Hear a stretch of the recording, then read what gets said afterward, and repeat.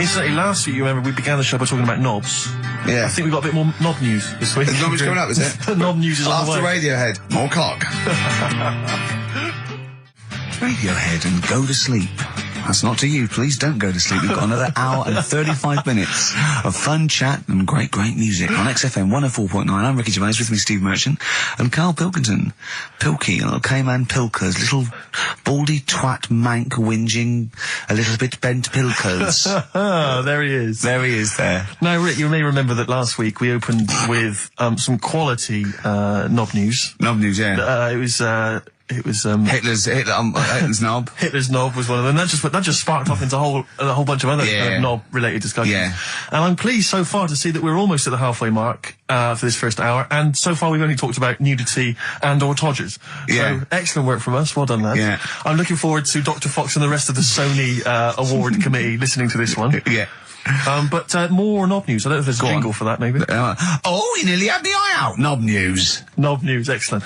This is an extraordinary story. A woman tried to sue her bosses for £210,000 after finding a cooked penis in a canteen stew. Hospital cleaner Sophie something, I can't quite pronounce that name, was eating goulash for lunch and could not cut one of the lumps of meat. Oh, you can see where it's going. I've got so many questions already. I know. She picked it up and tried to chew it, but it was too tough. Then she inspected it with workmates, who all agreed it was a penis. Imagine that discussion. Yeah. Miss McClarta said she vomited for the rest of the day, instantly became a vegetarian, and had to have psychiatric help. It's not known whether the organ was from a human. The case continues. Well, it can be found out, so that's one thing. Obviously, the doctors aren't confused. They're not going, I don't know, I've never seen one like it. Yeah. Also, why is she eating goulash? I know. I mean, that's my first question. Why? Yeah. Lunch. Oh, what do you want? Oh, I fancy some goulash. Yeah. Oh, some gooly lash. Gooly lash, Thanks very like much it. indeed. Lancashire cockpot Oh, is on the menu. Brilliant. Only £5.50. Wangers and mash. I'd love some wangers and mash, please. If you've got any knob-related puns, knob-food-related puns, then call XFM on 3426 14094. Ricky.gervais@xfm.co.uk. Call Chris Miles at radio1.xfm.winginmank. Yeah. Cock-co-gay. Cock a van. Cock-o-van. It's already done for you. There's wangers and mash, cock-o-van, Lancashire cockpot. You know. That's just off the top of our brains. Yeah. So, if you've got any of your own, keep them to yourself. We're not interested. What do you make of that, knob news? And he's in a hospital. I don't think so. Oh, yes, it was a hospital cleaner. You're right. Oh, cleaner. God. I know how your mind's thinking already. There's been a mix-up. What kind of mix-up? I love that. What, some bloke's gone in, some lesbian's gone in and wanted a sex change. She's got a carrot for a cock. Stewing steak. Stewing steak. Oh, that would be great. You're not a doctor, you butcher. It's not funny. There was some other news, whilst we're doing the knob news, just cram this one in. There was some story on some news website about some lad who wasn't happy with what he'd been given. Right. What do you mean? He had an op? No, he wanted to have an op. He wasn't happy with what God had given him. Yeah. What the Lord had popped downstairs for him? Sure. And, sorry, no, wait a minute. Was he a bloke who wanted it? yeah, a fella. And what he wanted, he didn't want a knob, or he wanted a bigger knob? Wanted a bigger one. Right, okay. And, cost £5,000. Right. And they made a mess of it. Well, how did they make a mess of it? Don't know, it came out smaller than they went in with. Well, no, what do you mean? I don't know all the ins and outs. Oh, God. It's just he borrowed the money off his mum. There's been a slight mix-up. He borrowed the money off his mum? I love that. How bad is that? What do you want for your birthday, son? Yeah. Interesting. Thanks, Mum, for asking. A couple of bits of news as well. Hello, Doctor. How did it go? Well, firstly, don't look under the bandages and don't have the goulash for lunch. Yeah.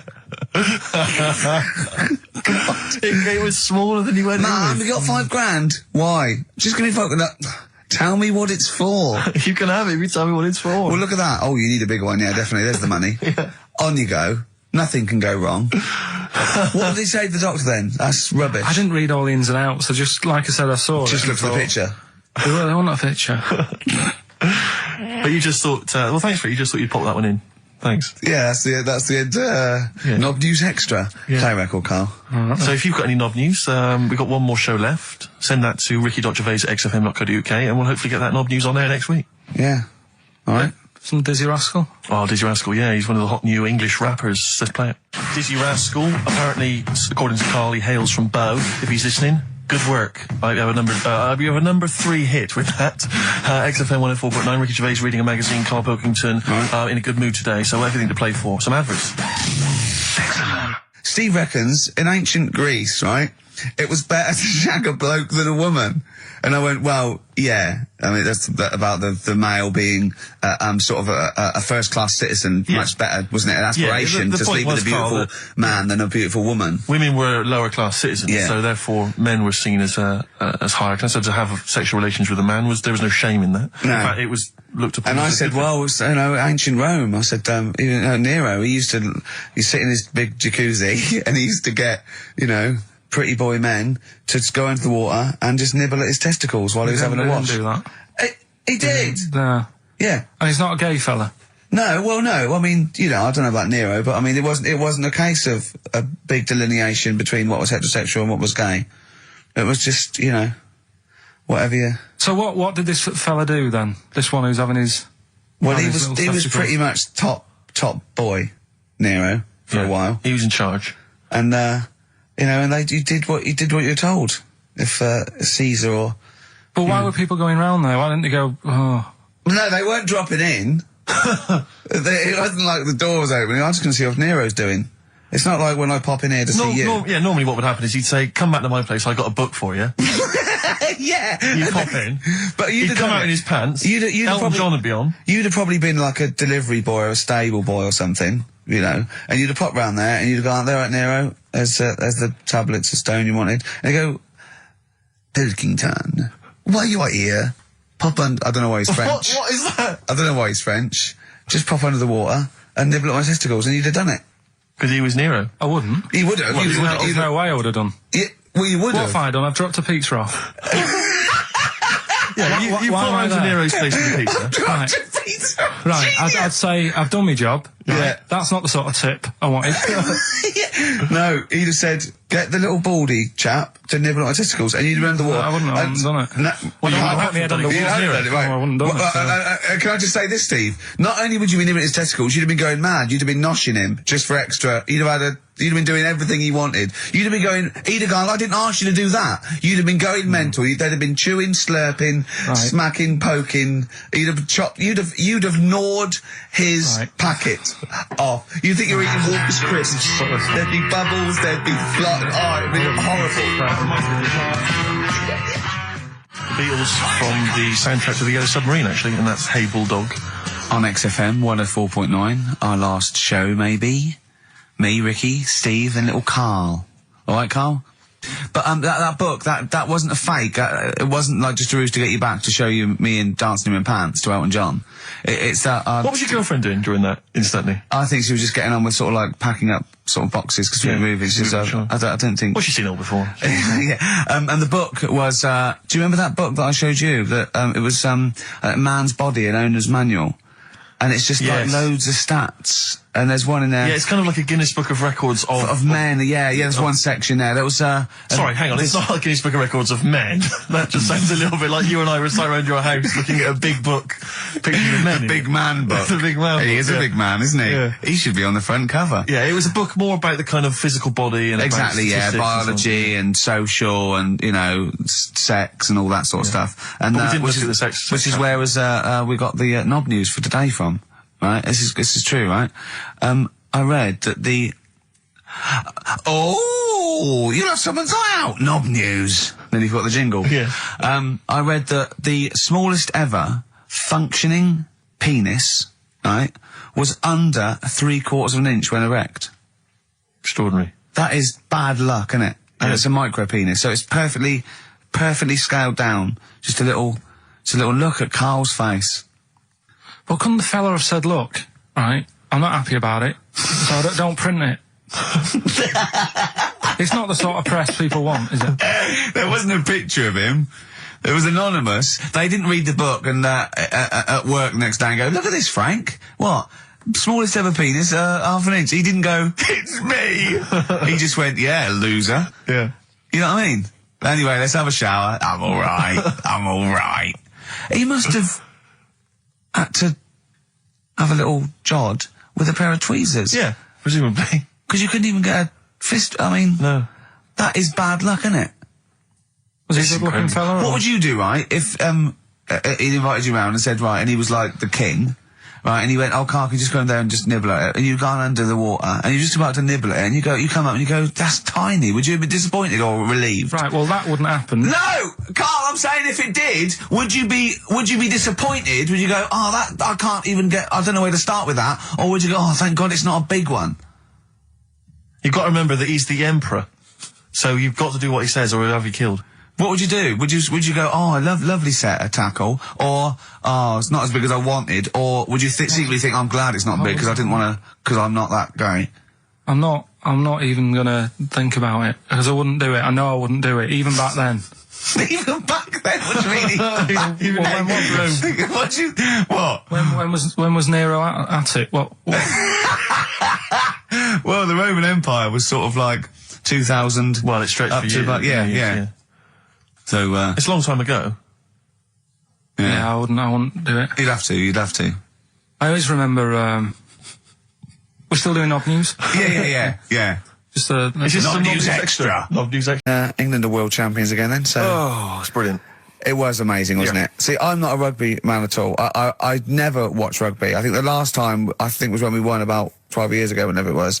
And I got into it last week because I realised we were doing so well. I watch England win anything. Yeah. Do you know what I mean? I don't care what. In fact, I wasn't into war when I was little until I realised we were so bloody good at it. We are really good at it. It's brilliant. But, yeah, fantastic. Yeah, it was great. Right, that's the rugby thing over. What next? That's it. That's all I've got. That's all I had today. It does steam me. Sometimes I watch it and it does remind me of when I play rugby, because one of them will boot it down the field, and then someone will catch it and boot it straight back again. Yeah. Which is essentially how we I was played made rugby to at play school. rugby. I had to play rugby. Yeah. And I don't think I'd get rid of the ball so quickly. Yeah. I don't think I ever got tackled or fell over. Yeah. I think I touched the ball about 20 times in the 2 years it was compulsory. Yeah. I was terrified. Yeah, absolutely. And, same as cricket. I can't, I'm a terrible batsman. I'm all right at bowling, but it seemed like the pastime for people I went to school was to injure you. Yes. It was funny to see someone poleaxe. It was funny to see someone get a cricket ball in the head. Absolutely, yeah. You know, I never relaxed into rugby because the first day I was going to play it, my mum, I swear to God, my mother said, "Are you playing rugby today? You got the kit and everything. Enjoy it. Be careful." There was a kid at my school who broke his neck. And cheers, Mum. thanks very much for that. See you later. So I just went to school absolutely Man, one thing, petrified. broken neck, is that, or does you get better in a couple of days? Oh, No, you couldn't find your wheelchair. No. Enjoy the game, though. Yeah, no, it was absolutely petrified. I was just petrified from that day See, on. at least American football, you know, Got the helmets. padding, the helmets. Yeah, but anyway, no injuries, thank God. Thank goodness. So, Well, I tried to play rugby, but it's awkward when you've got glasses.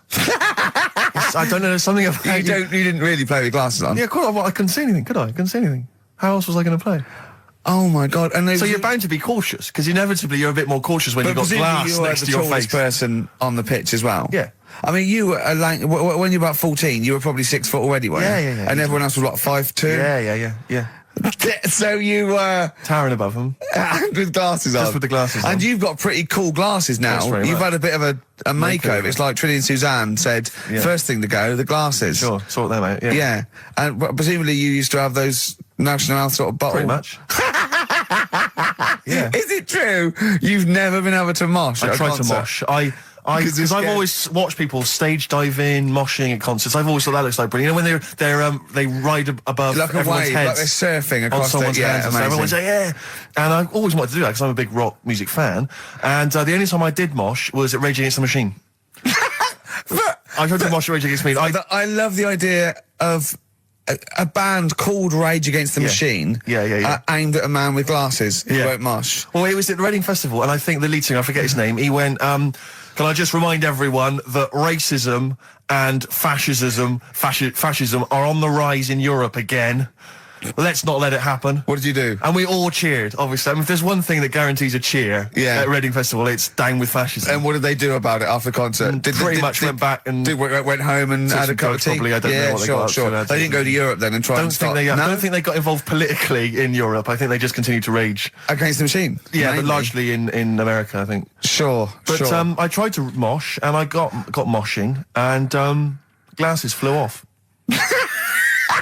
And I remember, because we were playing away, you know, do what you tell me. And I was just going, careful! I've dropped my glasses. Can we be careful? Loads of kids in hooded tops. Yeah, exactly. Just going mental. Yeah, and they're all jumping up. So I was going, can we just calm down for a second? Let's not be silly. Yeah. It was absurd. And I had to kind of, scrabble around on the floor, and thankfully they were okay and they didn't get broken. So what couldn't you do then? What do you mean, what couldn't I do? What, at school? Can you not see without glasses? No. I mean, it's like that you couldn't do anything. It's a blur. Really? It's a blur, definitely. God. Yeah, it's like being kind of punch drunk or whatever. So yeah, you can't play sports when when you've got glasses. But why not contact lenses? Because they're not strong enough. No, they seemed a bit fiddly. Did you say nime at one point? 104.9? Did I? Other than that, it was textbook. A desperate attempt at being articulate. Sure. But let myself down. With your this is the good thing about the boxing thing, because there's no chance of me, slurring the words. No. I already slurred my words. Yeah, so any damage will be totally fine. Yeah. Oh, the doctor's rushing in. I think there might be some kind of concussion. Jane just going, no, that's just the way he talks normally. But because I'm thinking maybe, did you start the show with that particular kind of manner? Just because obviously a lot of new listeners, I imagine, thanks to the massive poster campaign, and you obviously want to impress them and charm them. There's a few examples today of irony coming back and biting you. Yeah. That seemed like a funny idea at the time, me posing that. But Jonathan Ross phoned me up when they first went up and he just said, I've just seen a big poster of a predatory gay. Yeah, you do look a little bit hello, and what's your name? Would you like to sit down here?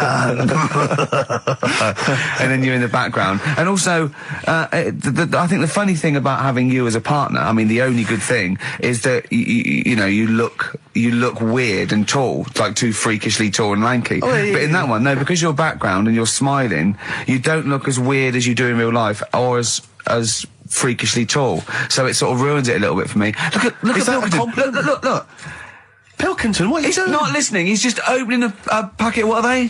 McVitie's. See, we should mention them. We get some free ones if anyone at McVitie's are listening, because we're not getting the perks of this. Nothing. I'd say I'm not getting anything. I really got in this game for the ladies, for the money, for the voiceover work. Certainly, I'm seeing hiding a hair of that. But you're not getting the voiceover work because Jethro's getting all these parts that you might get. Yeah, sure.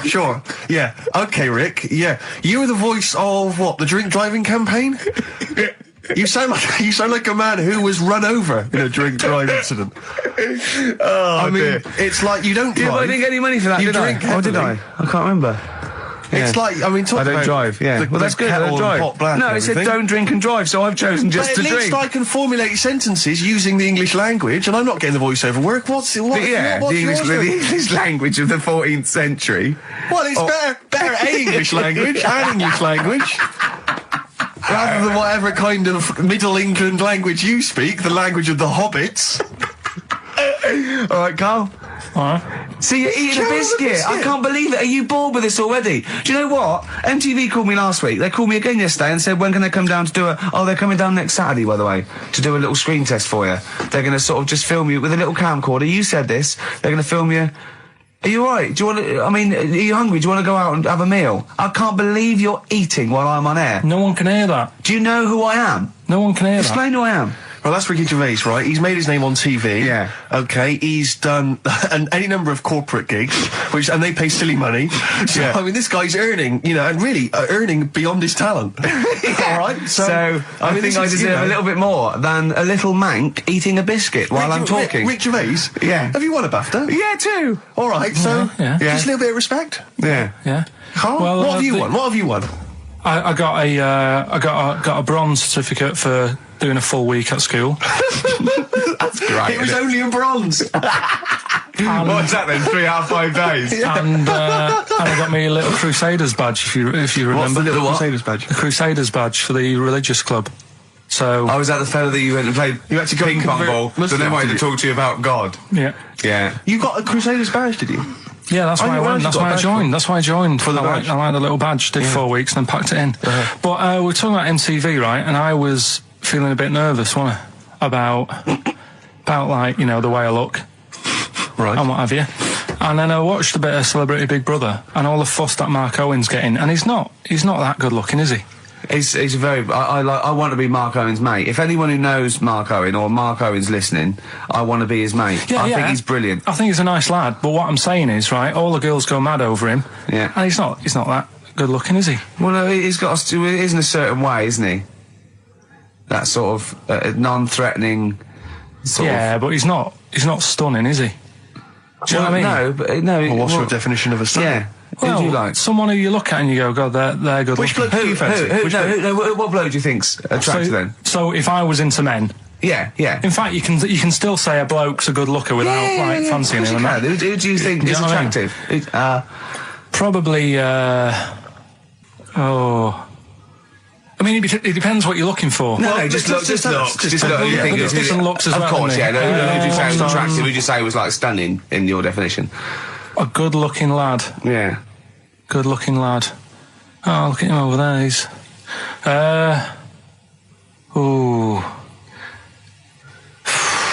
Do you find, Robbie Williams? Do you find him attractive? Boy next door. Look. No.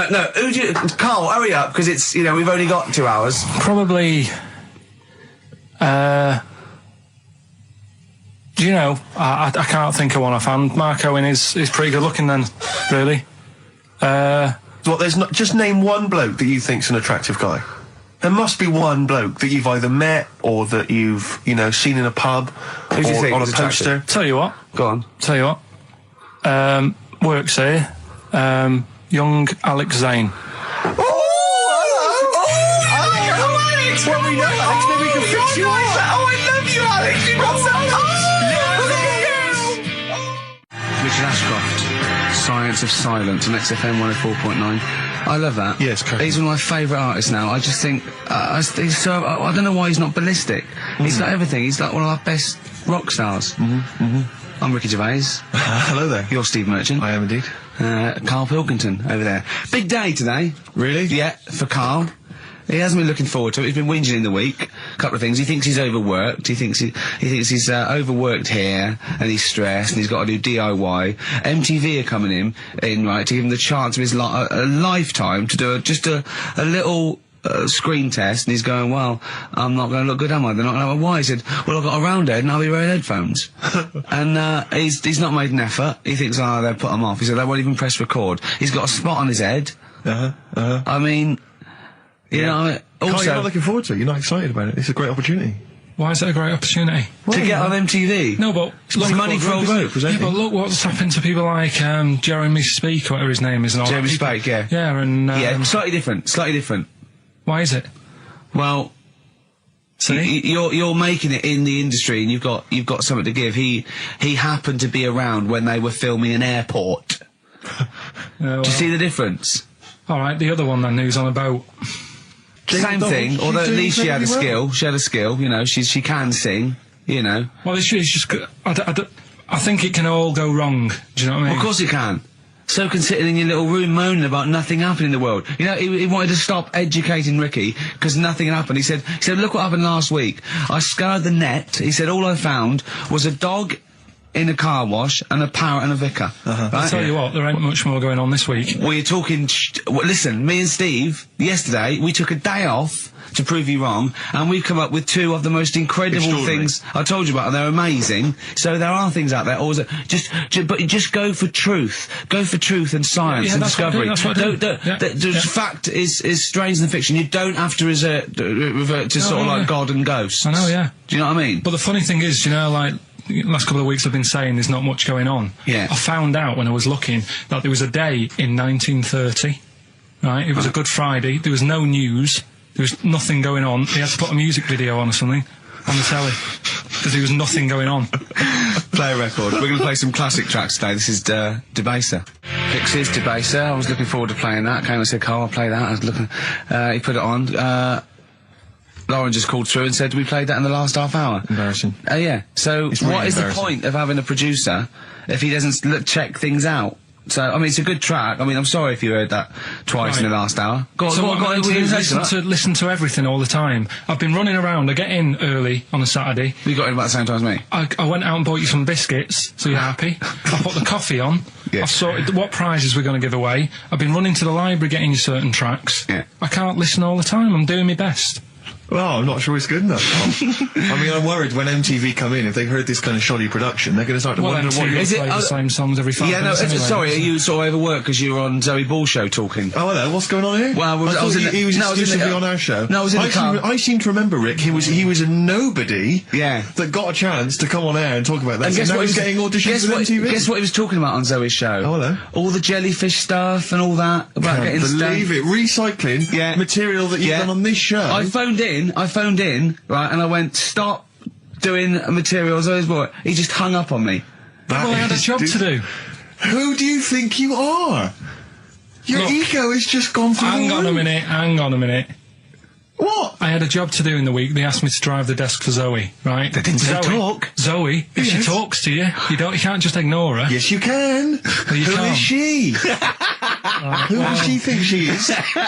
You made a promise to us, a pact, that you were our kind of Yeah. Monkey. Yeah. What can I do? If someone takes time off, I've got to do it. It's my job. Yeah, but you don't It's have not to your talk, job. you don't have to use...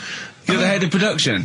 We've given you this special gig. This is like taking you out weekends. Yeah, And exactly. you know, if we find out you're getting too much excitement in the week, we'll have to just calm it down. Well, Get another little... well, that's it now anyway. It was only last week.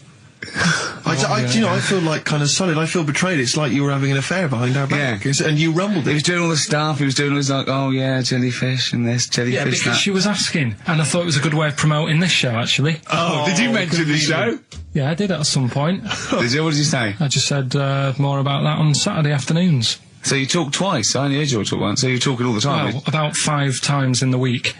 In the full week, 5 times. Deary Right. me. And one, it was just stuff. You that could we never did. be a monk, could you? Chatting away all the time. Right, what have we got? I play ball as well, to be honest. I feel ball's slightly responsible for it. Because I only ever listen to it in a cab. Yeah. If I'm in a mini cab. Good, Magic that's good. That is a good station. But Magic is dynamite. But I know on Magic, the DJs have got like 5-hour shifts. It's incredible. They're all... And they do read their own news. I know. It's like they've cut out any expenditure on that channel. It's just some old records. Yeah. And one guy has to go on for 5 hours, read his own news, his own travel. There's nothing else. I saw a bloke struggling once. He sort of wants to be a bit of a sort of comedian, and he does one link. It's sort of one sort of 15-second link between each record. Goes, that's Celine Dion. There's a story in the paper again that people were late for work on the Underground because there was leaves on the track. Just wondering if leaves are ever late for work because there's people on the track. It's simply red. Oh, bless him. I still think he's got to come up with them for like 5 hours. He's there sweating. Before I was going, I'm going to kill myself. I'm going to kill myself. Chair's almost finished. Thinking this story about war on Iraq. Imagine if I can't do this anymore. I can't imagine if humans become extinct. With leaves. The dinosaurs were still I around. don't know what I'm doing. Oh, God, look at Karl's face when I said that. The man moth. Yeah. They've cloned a man moth. No, but that's the sort of thing I think we need now, right? We've covered a lot of stuff. What, education? Teaching, yeah. Well, okay, what do you want to know? Don't know. Have you got just- something? Can you educate us on anything? I've been reading bits So and could we bobs. bring back just for one night only, educating Ricky? Oh, I'm excited. Yeah. Do you think it warrants that? I don't know enough about it. Do you know what I mean? About what? It sounds perfect. Play the jingle. Educating Ricky. He's getting smarter. A couple of things happened in the week that I read about. Okay. Keeping up on what's going on in that. Sure. Yeah. One was about that Galileo fella. Okay. Was it about 1636? Was it? I think it might have been not earlier. bad. Go on. Did some stuff with light and that. Yeah, he did lots of physical experiments, yeah. Is that it then, Carl? Is it? He did some sort stuff of- with light and that. What did he do with light? What was that? Well, I think he invented the first, Telescope. telescope. So I think it's a particular lens though, and he did experiments where he dropped famously two different, weighted, balls from Pisa, and, they hit the ground at the same time, showing that it doesn't matter, the weight doesn't matter, air resistance does, and stuff like that. I think he probably explained it a bit better than that. Yeah, but I'm talking to Karl. Sure. Did they need to know He's stuff? just thinking about pizza. Yeah. Did they need to know stuff like that back then? What do you mean, did they need to know stuff like that? It's just, There weren't people going around going, I've got to drop these two things off the Leaning Tower of Pizza. I just don't know which one's going to land first. yeah, I need to know. Why do you need to Bring know me that? Galileo. Yeah, It's for a bet. yeah. No, but if I was knocking about then, I'd be like, stop messing with that. We need a telly. Or, do you know what I mean? I bet he thinks the Flintstones is real. I know. That'd be brilliant. That's what I'd do if I was a caveman. I'd make a telly out of rock. Yeah. And a pelican And a as car a that I cement just mixer. ran along the road with. Yeah, exactly. Yeah, we need a car. Yeah. Well, we haven't really got the internal combustion engine. Can you stick your feet through the bottom? Yeah, just get me a car for Christ's sake. Anyway, so I learnt that. And Yeah. then, What? He learned his name. Yeah. Other people I learned the Brilliant. name of this week. Oh, if a chimp could watch telly. Go on, Karl, go on. and there was also a fella in the week who said, that women shouldn't be wearing trousers. Why? Because they don't look good in them. Right, and who was this man and from what era French did he- fella. Last week. Did he mean walk around naked? He just said, women should wear skirts rather than trousers because no woman looks good in a pair of pants. Right. How old was he? He was probably about 67. Uh-huh. About that, 67, 68. Yeah, yeah. Wasn't happy with that. What do you think? What do you think about that? It's rubbish. Yeah. These are the only things that have caught your eye over the last couple of weeks. This is the entire news. Galileo did something with light. A French fella said women shouldn't wear trousers.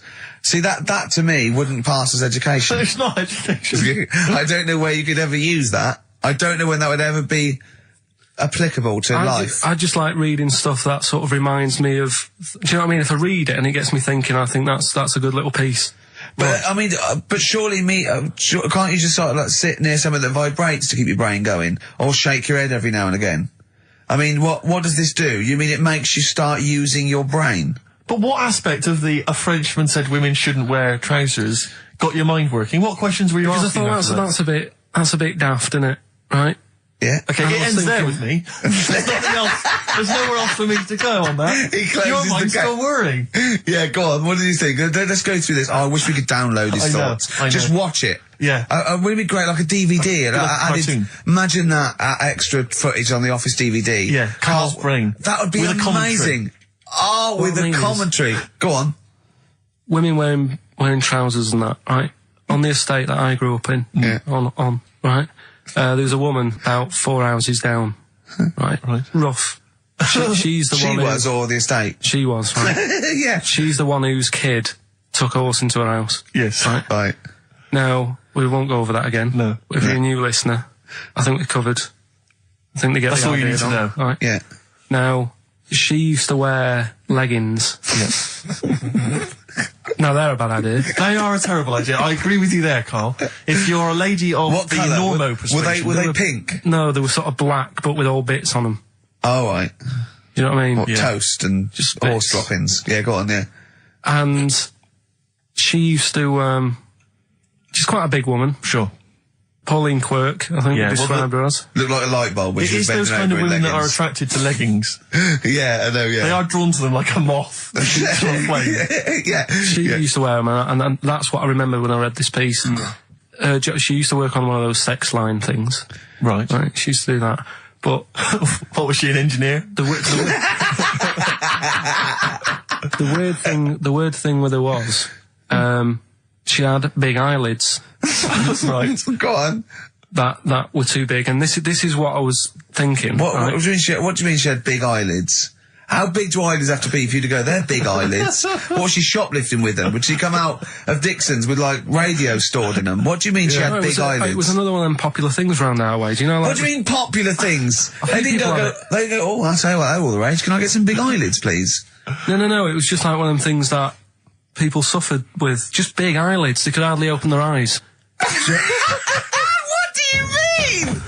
What do you mean? That's one of them popular things around where I grew up. People had big eyelids. They could hardly open their eyes. What does that mean? What sort of freak town were you born in? You had webbed feet people with big heads. You got women with big eyelids. What does big eyelids mean? Are you confusing her with the horse? yeah. Did she have hooves? Look, what? Just too much skin. It was like the neck of a chicken,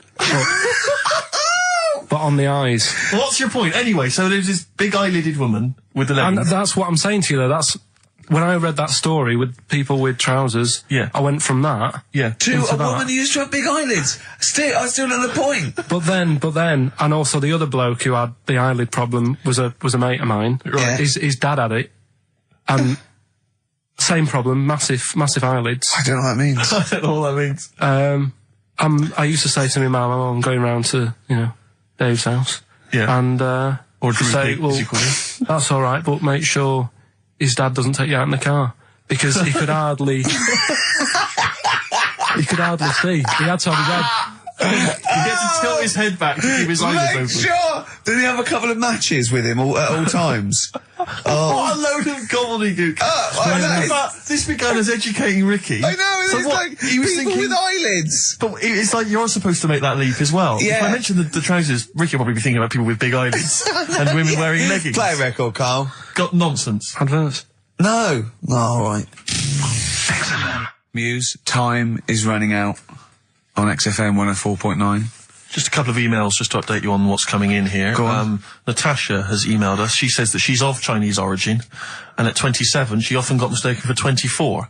So your notion that Chinese people don't age well is obviously factually incorrect. Yeah, well, we didn't need a thank you for playing, but I mean, honestly. Travis on XFM 104.9 on Ricky Gervais with me, Steve Merchant, Karl Pilkington. We're doing Educating Ricky. Right, final one. Come on, Karl. Right, what was it? It was, why don't they just get a diary or some paper or something to write on? Yeah. Yeah. Because Snappy. I couldn't think of a heading for it. It's basically Go on. people who have tattoos. I've never understood it, right? That they have something put on their arm. Well, sorry. Have we started the educate? Is this part of it? Are you educating me? This is something that will be useful in my life that I didn't know about. Yeah. Go on then. No, it's just that they've got a machine out, right, that does tattoos. You come up with a design you want, and you this machine scans it, and you put your arm in this thing, and you press print or whatever, and then it does the tattoo on your hand or on your What, like arm. loads of little needles that follow a pattern? Yeah, the computer, is it? basically, yeah. Is it a real tattoo? It's a proper It's a proper one. The fella said, Well, as long as it goes out, it pierces the skin with a. I just wondered if it's one of those kind of, those kind of... No, it must be lots of little needles or a moving needle that can go Sorry, along but it. how is this cleaned, like, in between each person? I don't know. Well, no, as long as it's only that. If it's one needle, it's just the head, isn't it? If it's one needle that moves, Right. does it like loads of little? What are we gaining from a machine doing it? Just because they're going to sort of mess it up. But hold on, how do you keep your arm still? Because your skin moves slightly. So the machine it's won't. sort of strapped to your arm. Right, And so the it's fella, spread- I mean, so the it- fella said that the tricky thing was in all this, it was the fact that, nobody would let him test it out on anyone else, so he had to do it himself.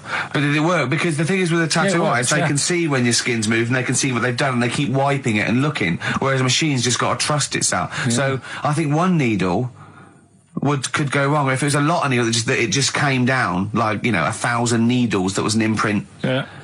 But obviously I'm asking someone who hasn't delved any further than there's a machine that can give you a tattoo. That's all you've got at the moment, isn't it? Well, yeah, basically. That's all you've got? I mean, that's what I've got, because I'm not a fan of tattoos. I don't... But where did you read this again? This was... Internet? This was on the internet, yeah, it was, yeah.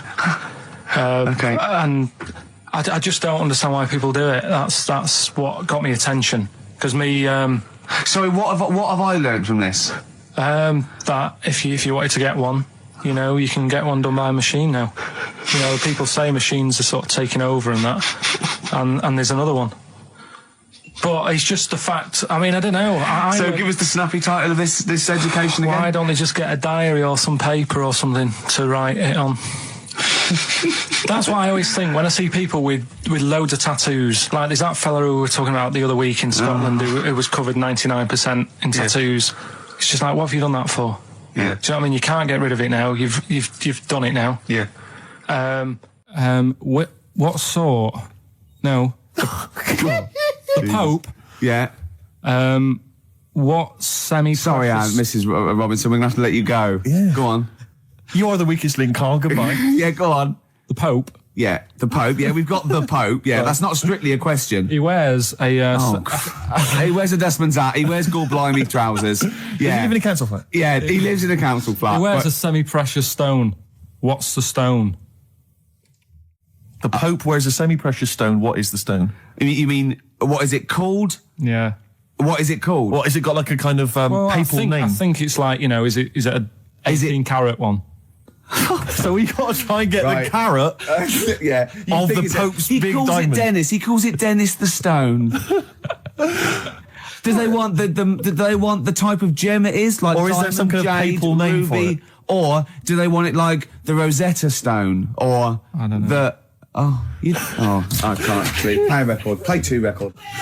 The reason I did this was to get that kitchen, right? Now, Brilliant. as we speak now, right? Builder's in the flat. He's been annoying me. Of course he has. Of course he has. What's he been doing? When he turned up on Monday, right? Yeah. Wanders in, and the first thing he says to me is, said, the pub across the road, is it any good?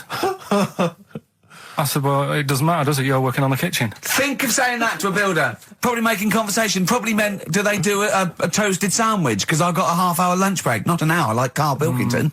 So I'll probably there and get a nice, cheese and tomato sandwich. Is that genuinely what you said to me? Yeah. The first thing you Yeah, said so to me? Suzanne had a go at me saying, why have you said that? He hasn't even started on it yet. I cannot believe that. You're unbelievable, Karl. And you say it's us that are rude, crass, I wasn't being thoughtless. rude. I just was letting him know. Do you know what I mean? I know what He they're up knows to. what he was there for. He had it down on his little docket. Do the kitchen this week. Yeah, but- He didn't come there and go, what did I come out for?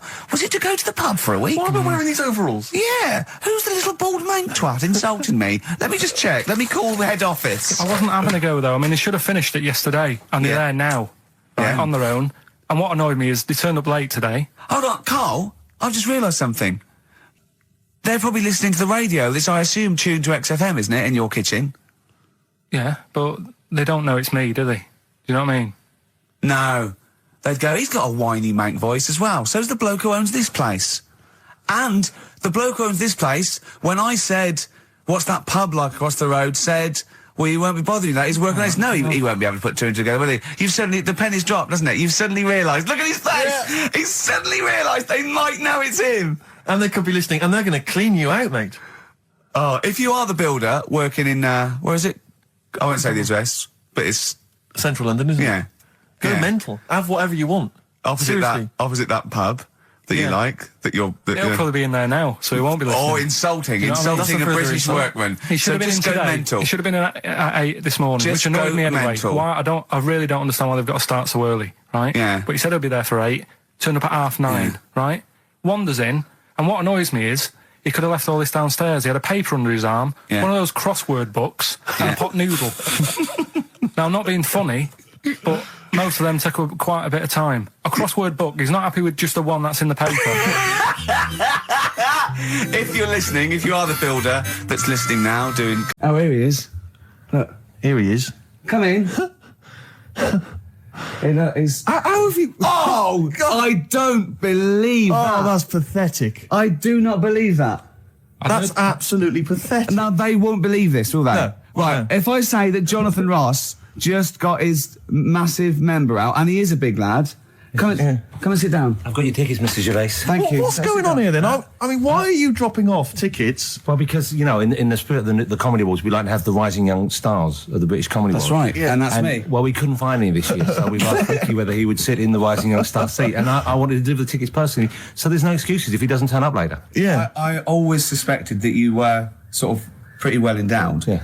And now we've seen. You know, it's on webcam. That was just one of my cocks. That's the one you're wearing today. Didn't we? Did We you? got in Don't trouble say saying that. No, we were This is meant to be the happening young station. What's going on? No, you can't say stuff like that. You can't.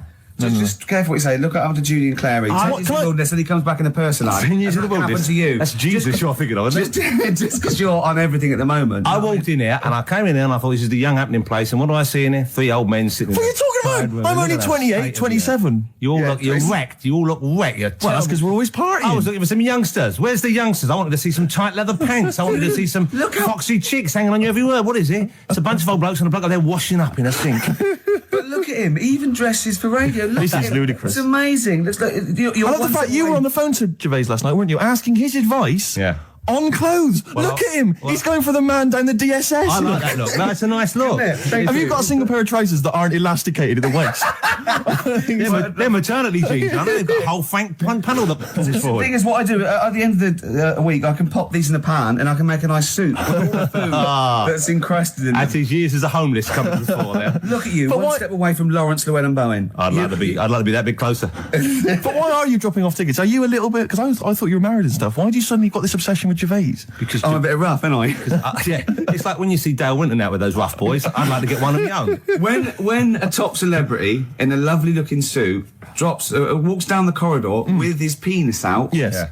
I know that I'm still an You attractive know man. you've arrived. I was inaugurated in the same way. For me, it was Des O'Connor. It's like it's the passing on of the baton, if I may use that euphemism. and you've been battened. But it's fantastic. Well, it is a pleasure. I don't think I'm complacent just because I'm mixed with you. I still wake up and think, I don't believe it. I'm mates with Jono. Can I just point out one thing? Jono. I was listening to the show last week, and I heard you, as always, revealing a little too much about yourself, if you don't mind me saying so. Steve tried. Not as much as you. No, but that was just for the benefit of the room. Yeah. And talking about when you used to occasionally urinate in the sink. Yeah. When you were around my house last time, and I came in, and you looked a bit shifty. No, please reassure me. It was more ownership. That Yeah. I was like, I went to my territory, and then other people that come in that go, has Gervais been round here? It's like just marking my territory. Because my coffee the next morning had a hazelnut tang to it that I don't remember putting in. Can I just say something? Because I mean, I used to, mention to you, Gervais, when we first started getting involved in the business. Yeah. I used to say, if there was one celebrity I'd like to be friends with, it's Jonathan Ross. Yeah. Lo and behold, Ricky's befriended Jonathan Ross. I'm nowhere to be seen. But Not Ricky invited told me- round. Ricky told me that I could be his friend, providing I never extended the arm of friendship. Right. Yeah, if you ever... I thought it was mad. He tries to keep everyone else down he works with, from the office, all the other shows. He tries to keep them down. He said, I didn't even want I'm you to number come in. one. I wanted Yeah. to meet you on the steps. Yeah. I didn't even want to tell him you were around. But you called. He went, who's that? And he saw your name come up and he went, well, can I meet him? Well, you're coming tonight, aren't you? This isn't Radio 2, by the way. These links are way too long. This is snappy radio. We have to play out... Yeah. You might The be kids have John lost Ross, interest. But Put some more- the kids want to hear Coldplay, Catatonia, You know what I like? Faithless. How about some more of that instantly forgettable hip-hop you play each week? One of those obscure Go. hip-hop hooray. That's the worst feature on British radio. You should be ashamed of yourself. Wait a minute, I've heard your As I was quiz on saying to Radio Bruce 2. Forsyth You're the on the other day, I left. said the hip-hop's had its day. Turn it on. Put it away. Put it away. I'm Karl. Carl, how you doing? I'm all right. Got a question for you. Right, man. Got a question. Yeah. The Pope. Yeah. What semi-precious stone does the Pope wear? That is easy. Go on. Topaz. Is that the right answer? I don't know. I might have wrote it down. I'm really sorry, Jonathan. It's not what he publicly admits to, but I have to know because I was hanging out with him at the Groucho one night, and he was saying, "Oh, look at this, look at this, look at that topaz. Go and buy that. Look at that. Vatican City." Look at that. We can make a nice ring out of that, he said. Didn't go anywhere, but thanks for asking. I better go. I've got to go. I've got to go and buy you. some winkle pickers. Thank you very much. Okay. Enjoy Nice to it. meet you, Stephen. Yes. Carl, I wish I could say it'd been a pleasure, but actually it was quite creepy. See you later. Okay, so if you haven't heard it before, I'll give you some initials. It's like initials of an artist or of a band. Blockbusters. And a cryptic clue to who the band is. There's 2 easy ones, 1 difficult one. First one is, that'll never get off the ground. Right. Yeah. That'll never get off the ground. That'll never get off the ground is the clue. Not and LZ. The initials are LZ. You are joking. 2 easy ones. Right. Please. Yeah. Okay. Right, and then you've got, that woman's got her husband's gloves and a pair of her own. Say it again. That woman has got a pair of her husband's gloves and she's got a pair of her own. That's HH. Right? Bit of a difficult one. And then the last one, you'll get a right load of bacon off them. Right? You'll get what? A right load of bacon off them. That's L. L. Yeah, so once You'll again, get a very right quickly, load of bacon off of them. you'll get a right load of bacon off them. So first one, that'll never get off the ground. LZ. That woman has got her husband's gloves and she's got a pair of her own. That's HH. Brilliant. And you'll get a right load of bacon off them. That's L. And it's an email only competition. Email only. ricky.gervais@xfm.co.uk, and we pick a winner before the end. So, And you can win all that stuff. Win at Wicker Man. The weather. Best of the weather. The best of the weather. That would be amazing. The best of the weather. As a compilation, Channel 4. Exactly. No, Winds light to variable. I love 1976 Remember this weather. one from August 1979? Warm, isn't it? Oh, this is warm, isn't it? Oh, Best of the Karl. weather. You forgot to read your mum's clues out, didn't you? Yeah, These are just for fun only. This is Karl's mum. She listened 1 week, and now she sends him a little example of Rockbusters every week. She's got, what did she send? This group would go well with your Christmas dinner. Cranberries? Yeah. They make a few good cupboards. They make a few good cupboards. Yeah. Carpenters. I was thinking of EMF. Yeah. What else? I was thinking B&Q. The B&Qs. This group thinks of lots of things. This group thinks of lots of things. Yeah. Go on. Imagination.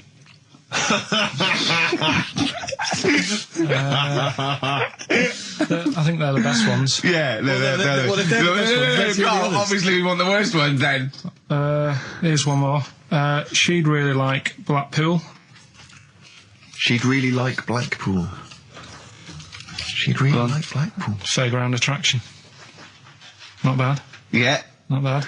right. He doesn't quite sing, does he? It's talking, right? It's like pulling your punch. It's my way from the thing. Yeah. Do you know what I mean?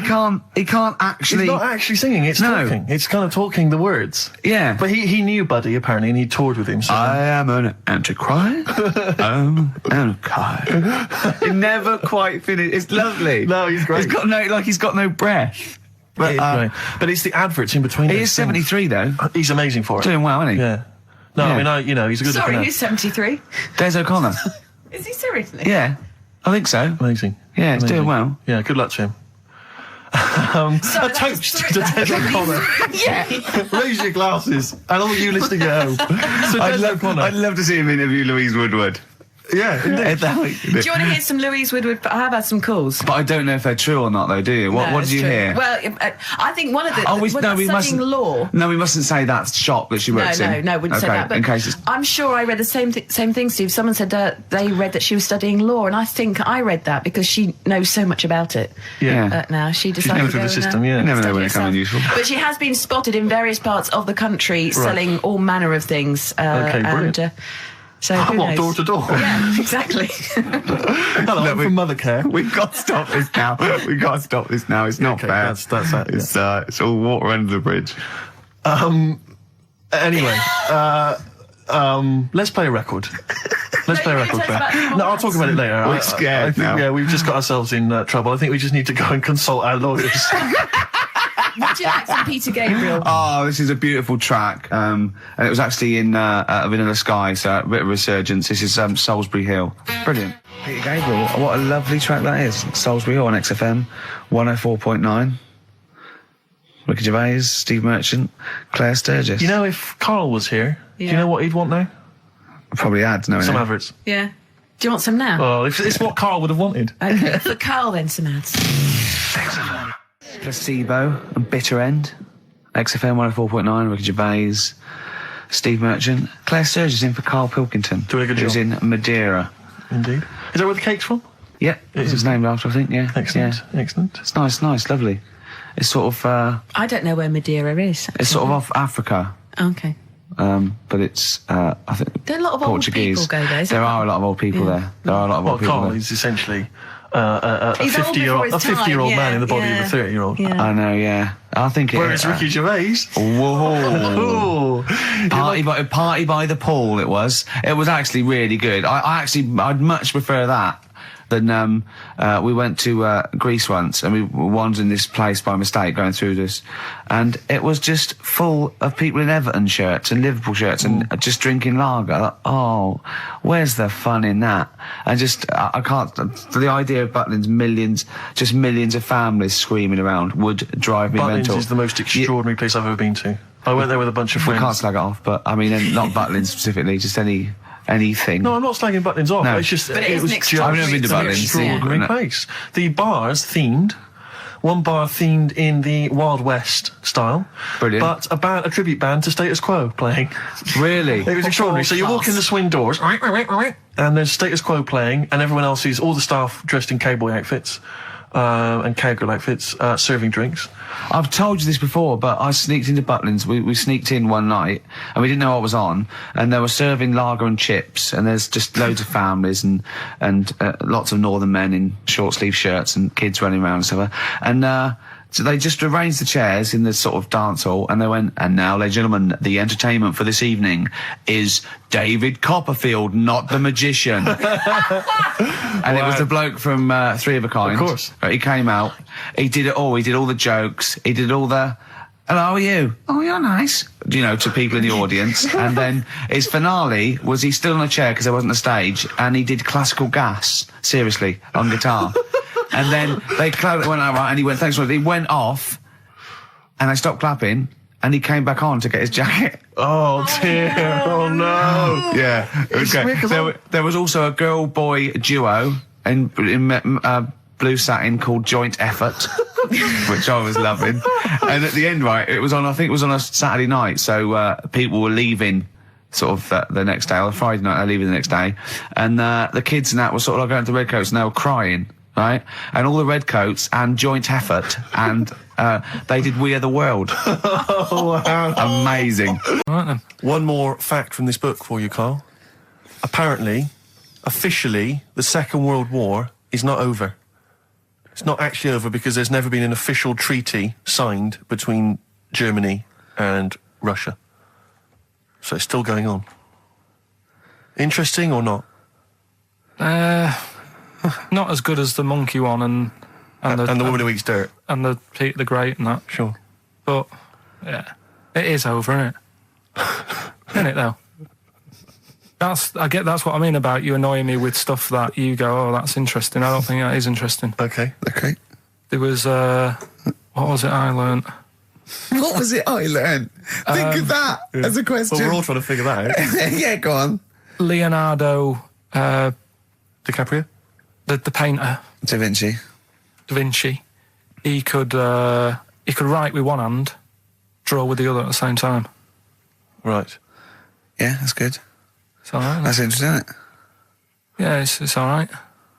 Well, if you have an interesting fact for Karl Pilkington that you think he might be intrigued by, email ricky.gervais@xfm. What have we got coming up? UK. What have we got coming up?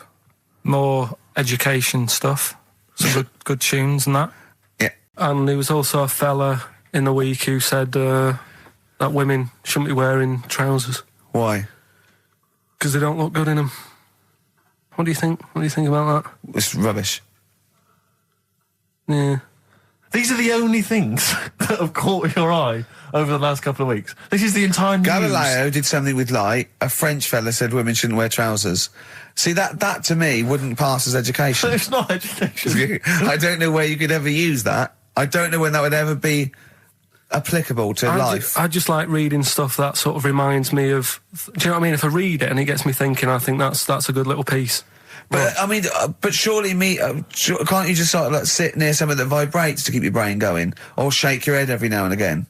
I mean, what does this do? You mean it makes you start using your brain? But what aspect of a Frenchman said women shouldn't wear trousers got your mind working. What questions were you Because I asking? thought after that? that's a bit daft, isn't it? Right? Yeah. Okay, I it was ends there thinking- with me. There's nothing else. There's nowhere else for me to go on that. He closes Your the mind's gate. still worrying. Yeah, go on. What do you think? Let's go through this. Oh, I wish we could download his I know, thoughts. I know. Just watch it. Yeah. Wouldn't it be great, like a DVD? Like a cartoon. Imagine that extra footage on the Office DVD. Yeah, Carl's brain. That would be With a commentary. amazing. Oh, with What I a mean is- commentary. Go on. Women wearing trousers and that, right? On the estate that I grew up in, Yeah. on right? There was a woman about 4 houses down, right? Right. Rough. Now, she used to wear leggings. Yeah. Now, they're a bad idea. They are a terrible idea. I agree with you there, Carl. If you're a lady of What the colour? Normo persuasion... Were they pink? No, they were sort of black, but with all bits on them. Oh, right. Do you know what I mean? What, Yeah. toast and Just horse bits. droppings? Yeah, go on, yeah.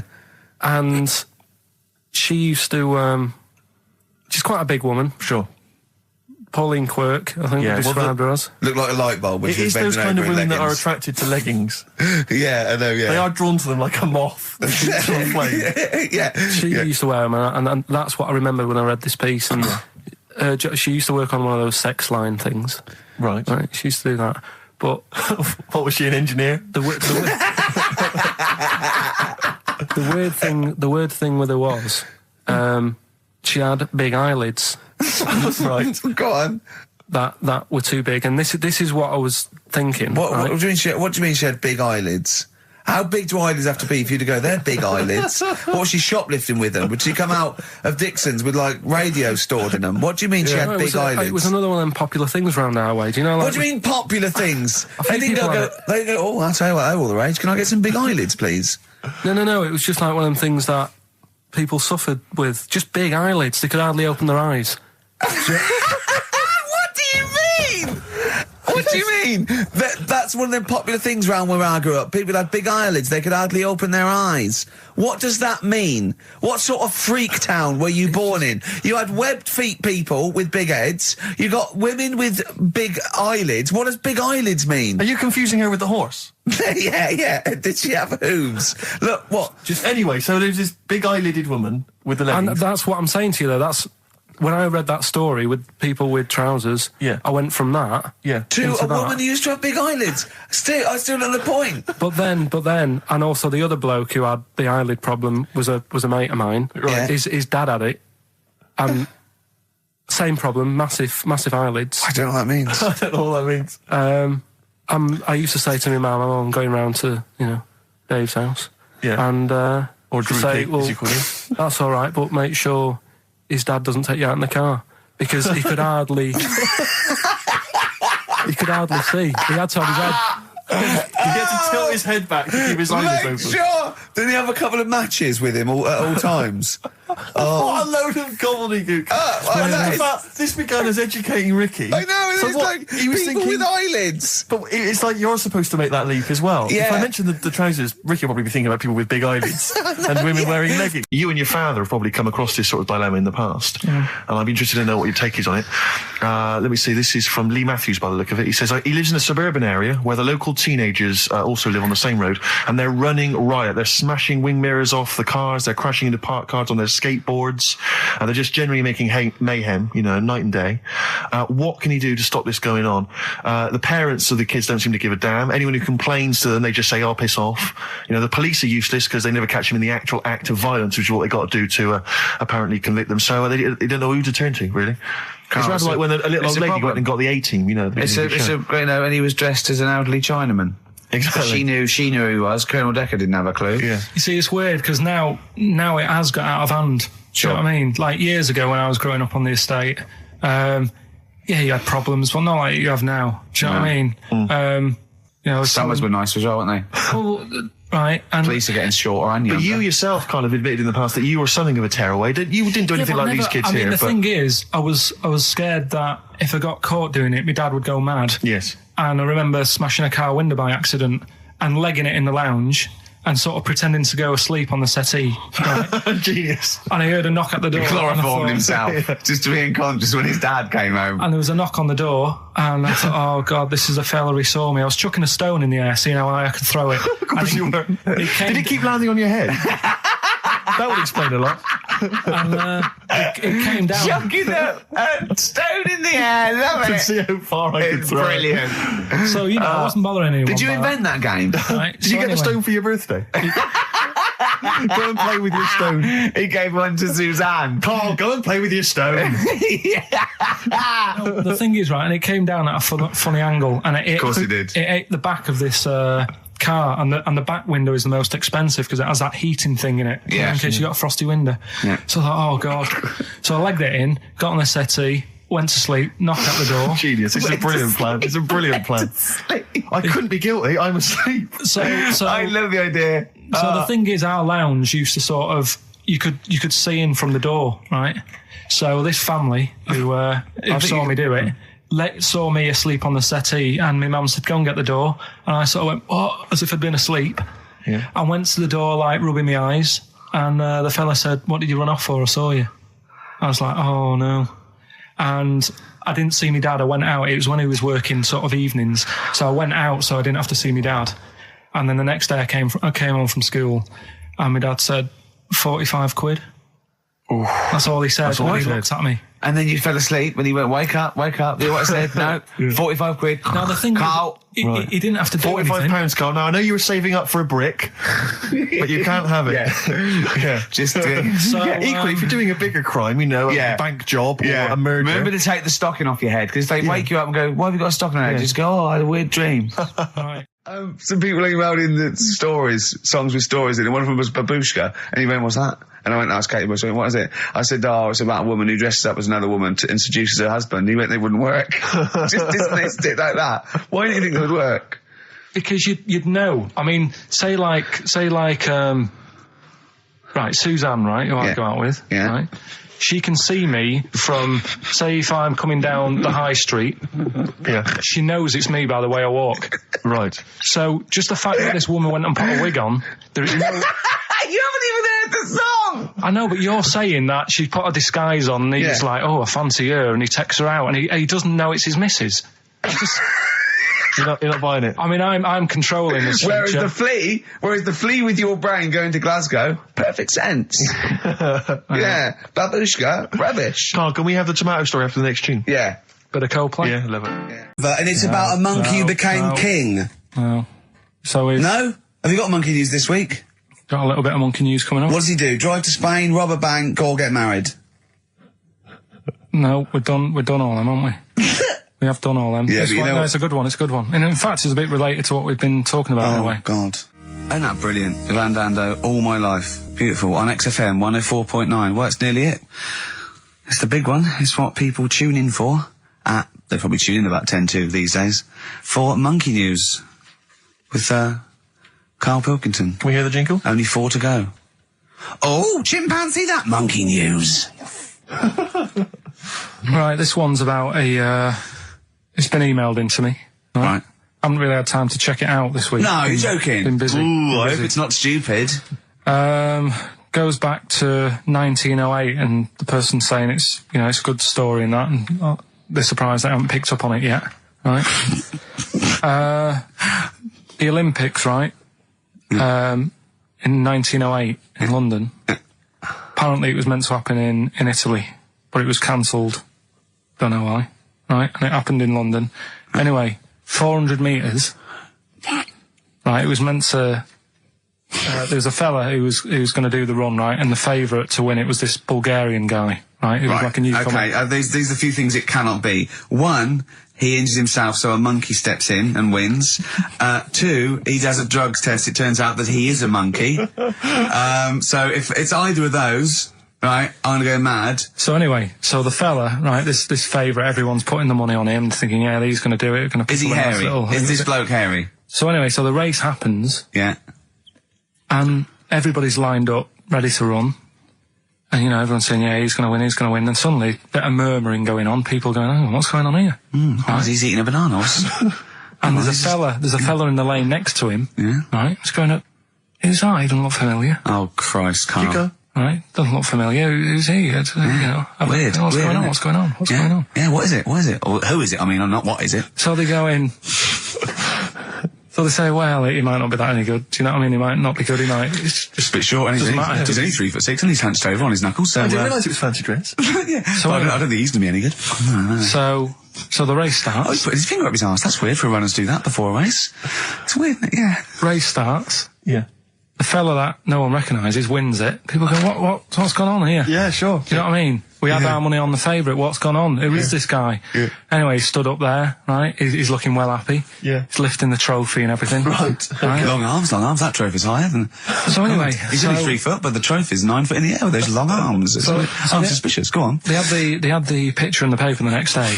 Sure. And everyone's going, yeah, he was fast and everything, but quite hairy for a run. Oh, I'll tell you Come what. on, no. come on. Quite It's hairy for a runner, because ridiculous. normally they shave themselves, don't they, to make them faster. And No. how did he manage it? It's really hairy and that. So anyway, he wins the stuff, he walks away with a cup. The people who are in charge of the running, or like the Olympic Committee, look further into it. Turns out it was a chimp.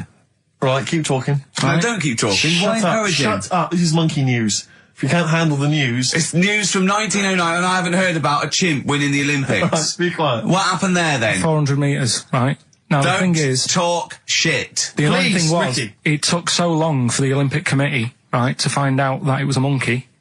It was going manic. It went into loads of races. It was picking up loads of, like... Oh, shut up! He right? became a celebrity. It was doing endorsements on TV. Don't talk shit. It said he managed to win the Right. same race 4 years later in Athens because... How did he get to But it's a joke. They're winding you up, Carl. Weird. It's not weird. It's isn't it? right. I do not believe it. Well, that's okay. There's only 3 of them to go then. Right, because we're probably all leaving in 4 weeks' time, and that's the end. I've got to get onto a sort of mainstream radio station, because I don't think there's any other sort of tin pot place like this, is there? No. So I'm going to clear up my act a little bit. I've got an album from the Capitol Radio Library, and it's the best punk album in the world ever. So if Captain listening, I'm just going to show that I can do a mainstream. I'm going to play a classic song, and I'm going to announce it right and everything. So if you get a job on a decent station, you'll take me with you, will you? we're a pair. Brilliant. So okay, here we go. Right, if anyone's listening, just to show that I can do mainstream radio. Okay. Well, that's all. Okay. Oh, you're getting nervous. You're getting nervous. Okay. So come on. Shall I get a monkey and do it? It's all right. Okay. Well, that's about all there is time for today. You've been listening to Ricky Gervais with me, Stephen Merchant. Across the way, K-Man Pilkers. We're going all the way back now, a classic song from the late 1970s, and this is Devo with Mongoloid. Monkey news, I Monkey trust. news is safe, isn't it? That's a monkey news, that goes without I saying. told a bit of monkey news. I did a photo shoot at the zoo this week, and one of the people in Trying to make charge. yourself look good. yeah. They told me that they used to have an orangutan, right? But it escaped. It worked out. It lifted up a drain, got out the drains, and got out up into the zoo. It actually did a Coldix type escape, right?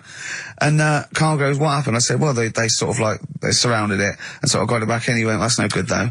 I mean, it's not monkey news unless it steals a car and goes to Spain. Exactly, yeah, or opens a small I mean, that's bistro. real. That actually happened. Yeah. But it's not real unless it, takes a gun, gets mistaken from a president, and, Runs the country for 3 years. Monkeys, Pleasant Valley Sunday, brilliant. XFM 104.9, Karl Pilkington. This show is monkey heavy, isn't it? It is monkey heavy. Karl, if you were president, would you sort of make it compulsory to maybe have a little monkey? Everyone has a little monkey of their own. Little chimps out and out, old age pensioners. It's not a bad little... It's funny, because there was a story the other day when I was looking for monkey news.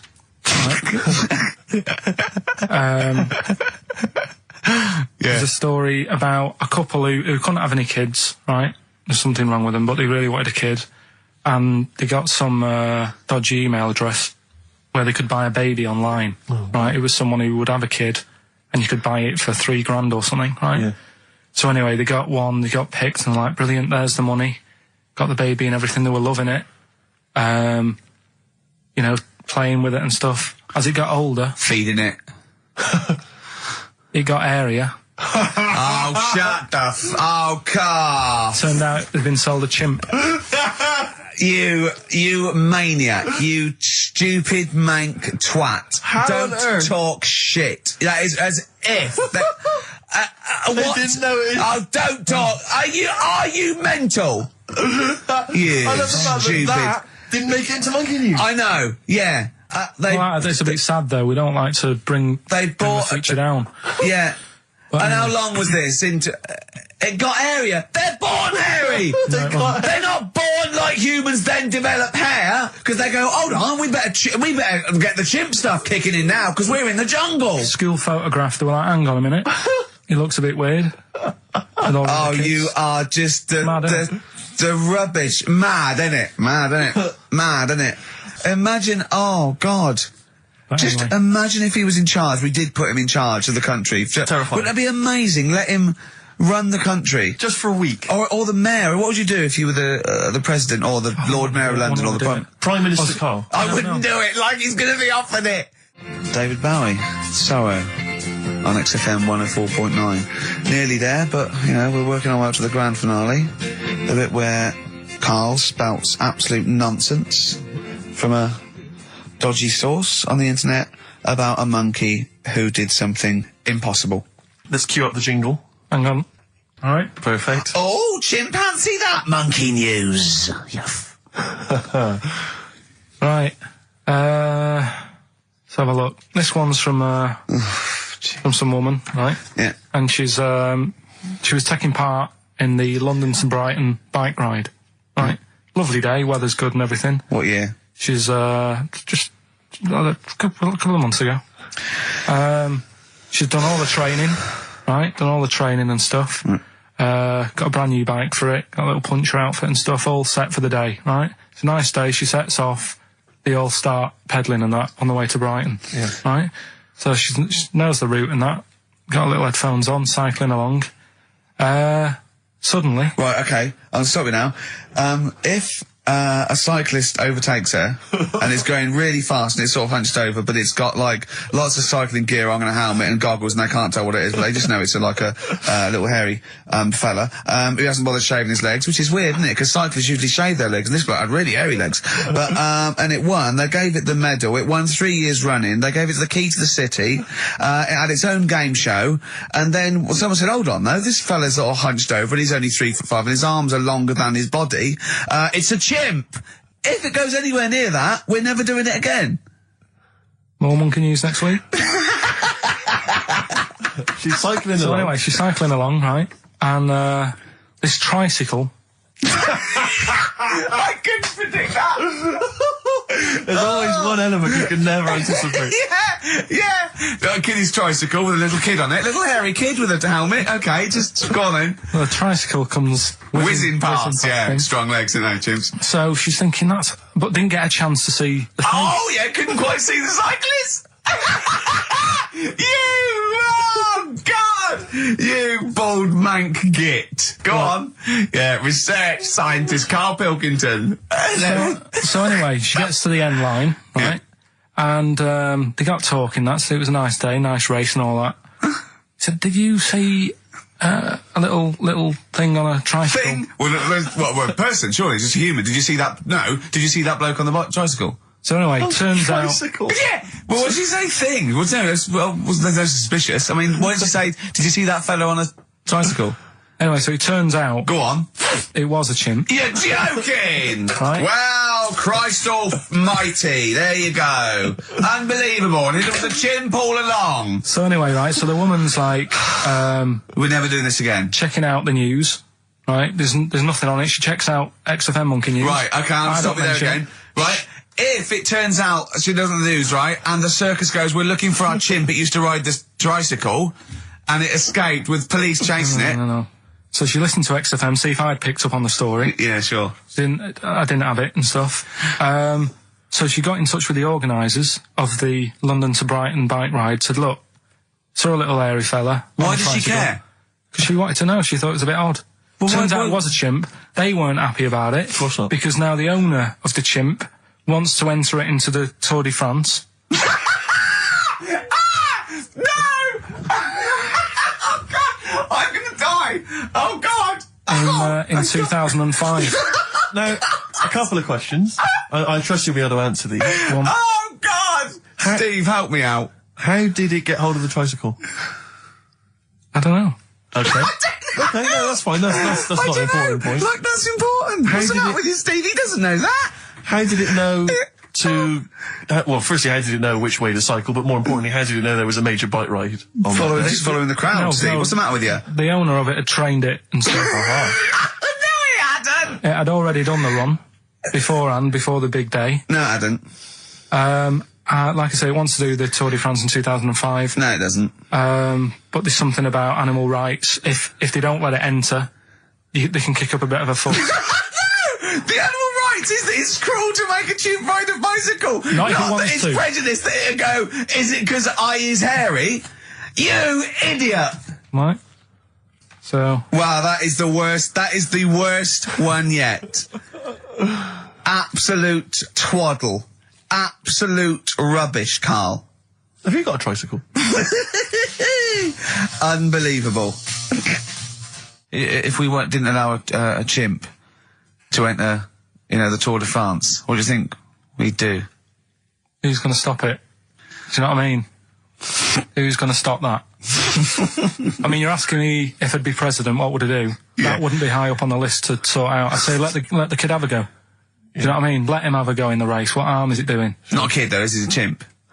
Well, do you know what I mean? Can I also just remind you of something else we've learned today? What? This is from the listeners. There's that one. There's that one that a bloke, right, was going to get a phone call at 4 o'clock to find out if his business was, okay, right? And if he didn't get the phone call, he knew he was broke, destitute. So dead on 4 o'clock, the phone didn't ring. So he went up to the roof of his office and he jumped off to commit suicide. And as he was passing his window, the phone was ringing. Oh, no. Karl, it didn't happen. I was talking to Karl the other night, because I've been rewatching for some reason that film Witness with Harrison Ford, where he's a policeman that has to protect a little boy who's part of an Amish community. Amish? Yeah. And I tried to explain to Karl... You look plain, John Book. Exactly. Yeah. Exactly. And I was obviously trying to explain the Amish to Karl. He'd never heard of them. Completely stony-faced. Amazing. Amused. Now, for those... Okay, you explained it to him, have you? Okay, then. Yeah. Now, I don't know what you said, but I'm assuming you got it right? Karl, now tell me back now, what are the Amish? They're just people who sort of live like in the olden times. So to them, they're sort of in about 1842 or something. So they're getting old papers and that. They haven't cut up to. No. They haven't cut. They don't have telly. They don't deny that the 20th century has happened. They just don't want to be part of it. They look up and they see planes and they know what they are, and they go into the town and they see it in the window of Dixon's, a telly. They just don't want to be part of it. No, they're still living. They're still going. They are still living like it's that's what I mean. Yeah, but they don't. They know about everything else. They just don't want to be part of it because they think that the sort of the revolution was a bad thing.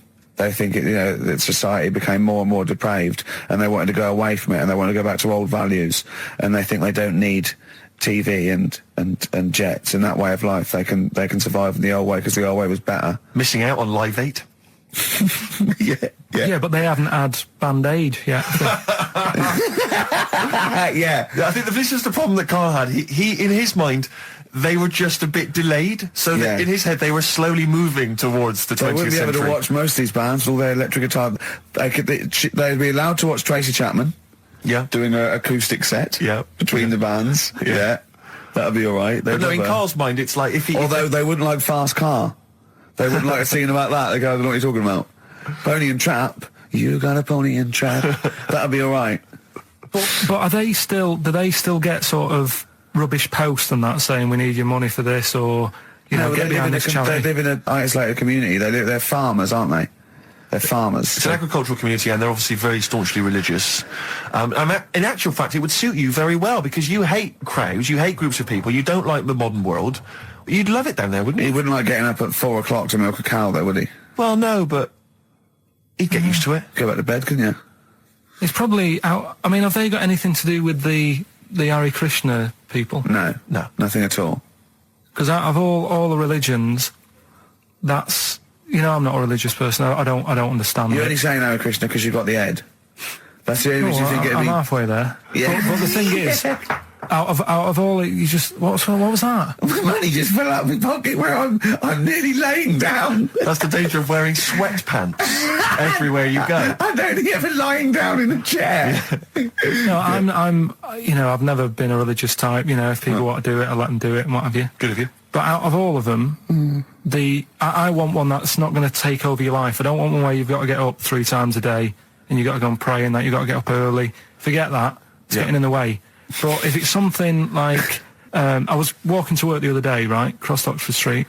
There's a little Hare Krishna fella there, and he sort of had he had a leaflet and stuff, and he said, are you interested? And I said, what do you do? And he said, well, we're against getting stressed out and what have you. And he gave me a plum. They hand out food for some reason. But I sort of asked a few questions. That's the imagery. These 2 bold people, one of which is wearing an orange smock, Holding a plum in the middle. He hands the other one a plum. It's almost like you could imagine some kind of religious painting. Yeah, exactly. Yeah. But what is their sort of main thing? Because he didn't really tell me that much. He was a Japanese bloke, so I didn't know what he was saying that much. Why? He wasn't speaking English? Not very well. He wasn't the best sales bloke to send out for them, is what I'm saying. Yeah. But what's that? Are they? You're saying they're nothing like? Well, I believe Hare Krishna is a kind of as an offshoot of a sort of Buddhist faith. It is. I think they are Buddhist, aren't they? Yeah, and obviously their kind of trademark, as it were, is that they have to say. I believe they have to say Hare Krishna, Hare Krishna in a certain rhythm, in a certain order, a certain amount of times per day. That's why you see them walking down the street saying Hare Krishna, Hare Krishna, because it's actually a sort of religious chant which they're obliged to do. So you see, even if you go into the Hare Krishna faith, you may find yourself, in Tesco or whatever, forced to say Hare Krishna, Hare Krishna. Perhaps out loud, not just thinking it. Yeah, no, out loud. You can put it on an iPod and you couldn't put that on an iPod. No, it doesn't count. No, I think you have to actually say it. So I guess that kind of eats into your social life a little bit. And there's the wearing orange as well. Particularly frustrating, I imagine, if you're in a cinema or a library. A little bit awkward there, midway through. Or Star you Wars, live next door to a bloke called Hare Krishna, who constantly thinks you're calling him. Yeah, that probably. Yeah, so that's in essence. I mean, I don't think we've quite done the Hare Krishna faith its full service there, but so interesting to you. I mean, you got handed a plum. You've been treated well by them. Yeah, well, but he couldn't tell. I just wanted to know how much time it would take up. What are the benefits? What can you do? What can I think the benefits are they probably don't get stressed out. They've probably got that sort of that zen, that chi-ness about them where they try and interact and quite meditative. Yeah. Yeah. I've got some nice trainers as well, don't they, with their orange. What are you looking for then in a faith, Karl? You say what are the benefits? I mean, obviously Catholicism, you get the communion wine and bread, so... Yeah, but I can afford that. Right. Probably, just I like the Crusaders. I was forced into joining that as a kid, because a mate sort of joined it, and he sort of said, are you joining? I sort of swore at him. I said, I'm not doing that. Right. Yeah. He said, right, if you don't come with me, I'll tell your mum that you just swore. So I was like, oh. So I went. So I went along, and they used to just go on the Friday when they played, Sabutio and stuff. And then I went on one Sunday, and it was totally different. There was no Sabutio. There was no sort of table tennis. The thing where you hold a thing and knock things over. Skittles. There was all that on a Friday. Went on the Sunday, it was rubbish. He said, right, sit down in this room. They gave me a Bible. Thought, this looks too heavy, this is too big. I'm not interested in this book. And I never went again. I used to hide on a Sunday when they came round. And that's been the only sort of... I suddenly, why did it suddenly turn out to have to hide on a Sunday when they're coming round? Because they wouldn't leave. They wouldn't leave. Who was it? Were they adults? It was well, he seemed like an adult to me at the time, but he was probably about 27. Well, that is an adult. Yeah, but do you know what I mean? He seemed a lot older when I was a kid. Yeah. And he came knocking and that, and he used to say to me, Mum, I'll just tell him I'm ill or something. And he used to hang around to see if I'd eventually come out to play and that. And if it did, I think they would have grabbed me and took me there. I love the idea that for you, religion has to bring with it some kind of gift. It's like, join our faith and you get an alarm clock radio.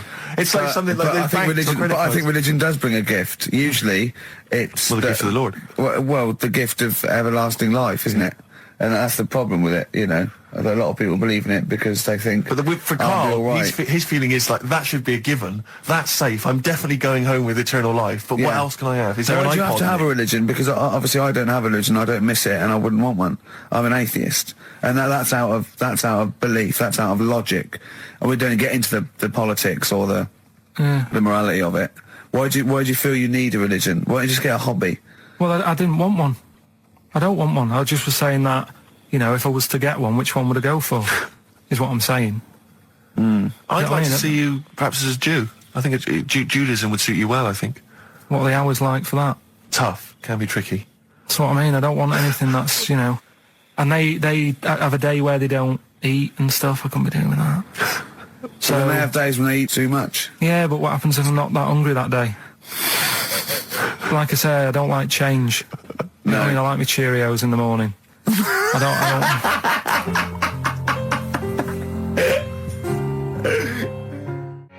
still have that. I always laugh instinctively when I hear Karl's name and that word. Yeah.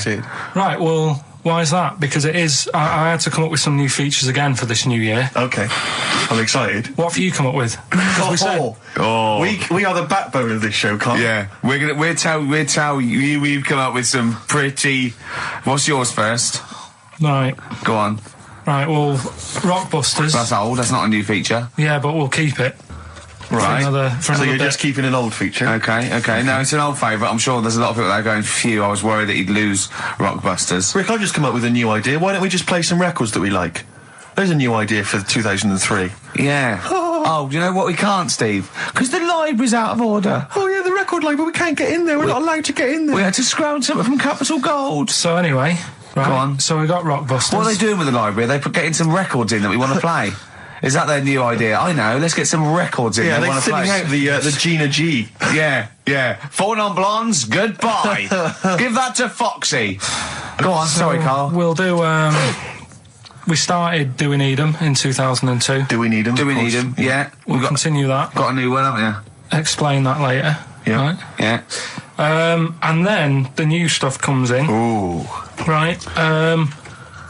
As always, I like to sort of get words and tweak them and stuff. Sure. Yeah. So I was thinking of either doing something with... there's a lot of weird rituals, isn't there?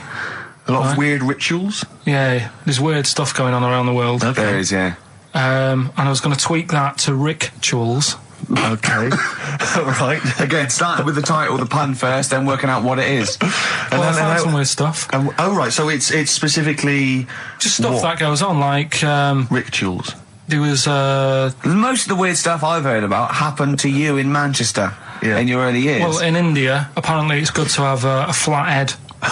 So the...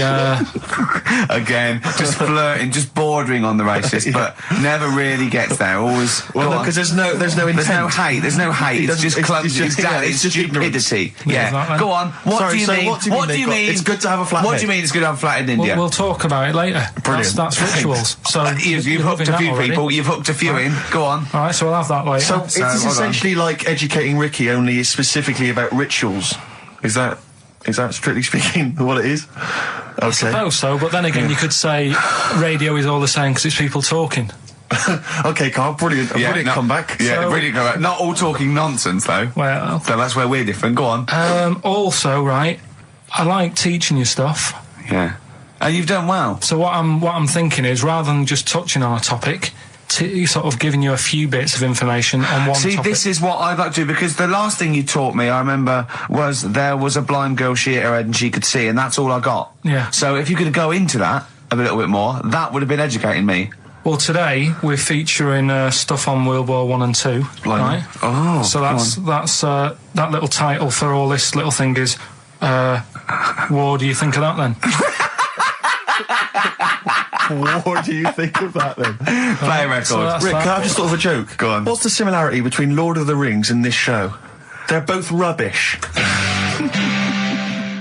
Travis This level come through on XFM 104.9. Ricky Gervais, Steve Merchant, Karl Pilkington, etc. Got some great tunes actually lined up. Excellent. I've brought in some Amy Mann, some Neil Young. I play my favourite Clash track. What have you got for us, Steve? I got a dynamite hip-hop tune by Yeah. The Roots, which I think you'll enjoy. Love it, love it. Got a little bit of Joni Mitchell, maybe swing that on later. Oh, excellent. I nearly And, brought in some Joni Mitchell. It's a good job I didn't. yeah, exactly. That wouldn't have made any difference. It wouldn't have made any difference. No, you'd have probably played yours, and then I'd have been Fine. told to Go away. with flee my ear. Karl, what have you got lined up for us as the producer? Right, well, Rockbusters. Been off this week again? Has he? Yeah. Another week off? Another week off, yeah. Yeah, no, I didn't have a full week off. I had 3 days off Yeah. because I was working all over Christmas. Yeah. And still didn't stop working, preparing stuff. You've got a nice load of prizes there that I've sorted out. I had to come in especially to sort that out. Yeah.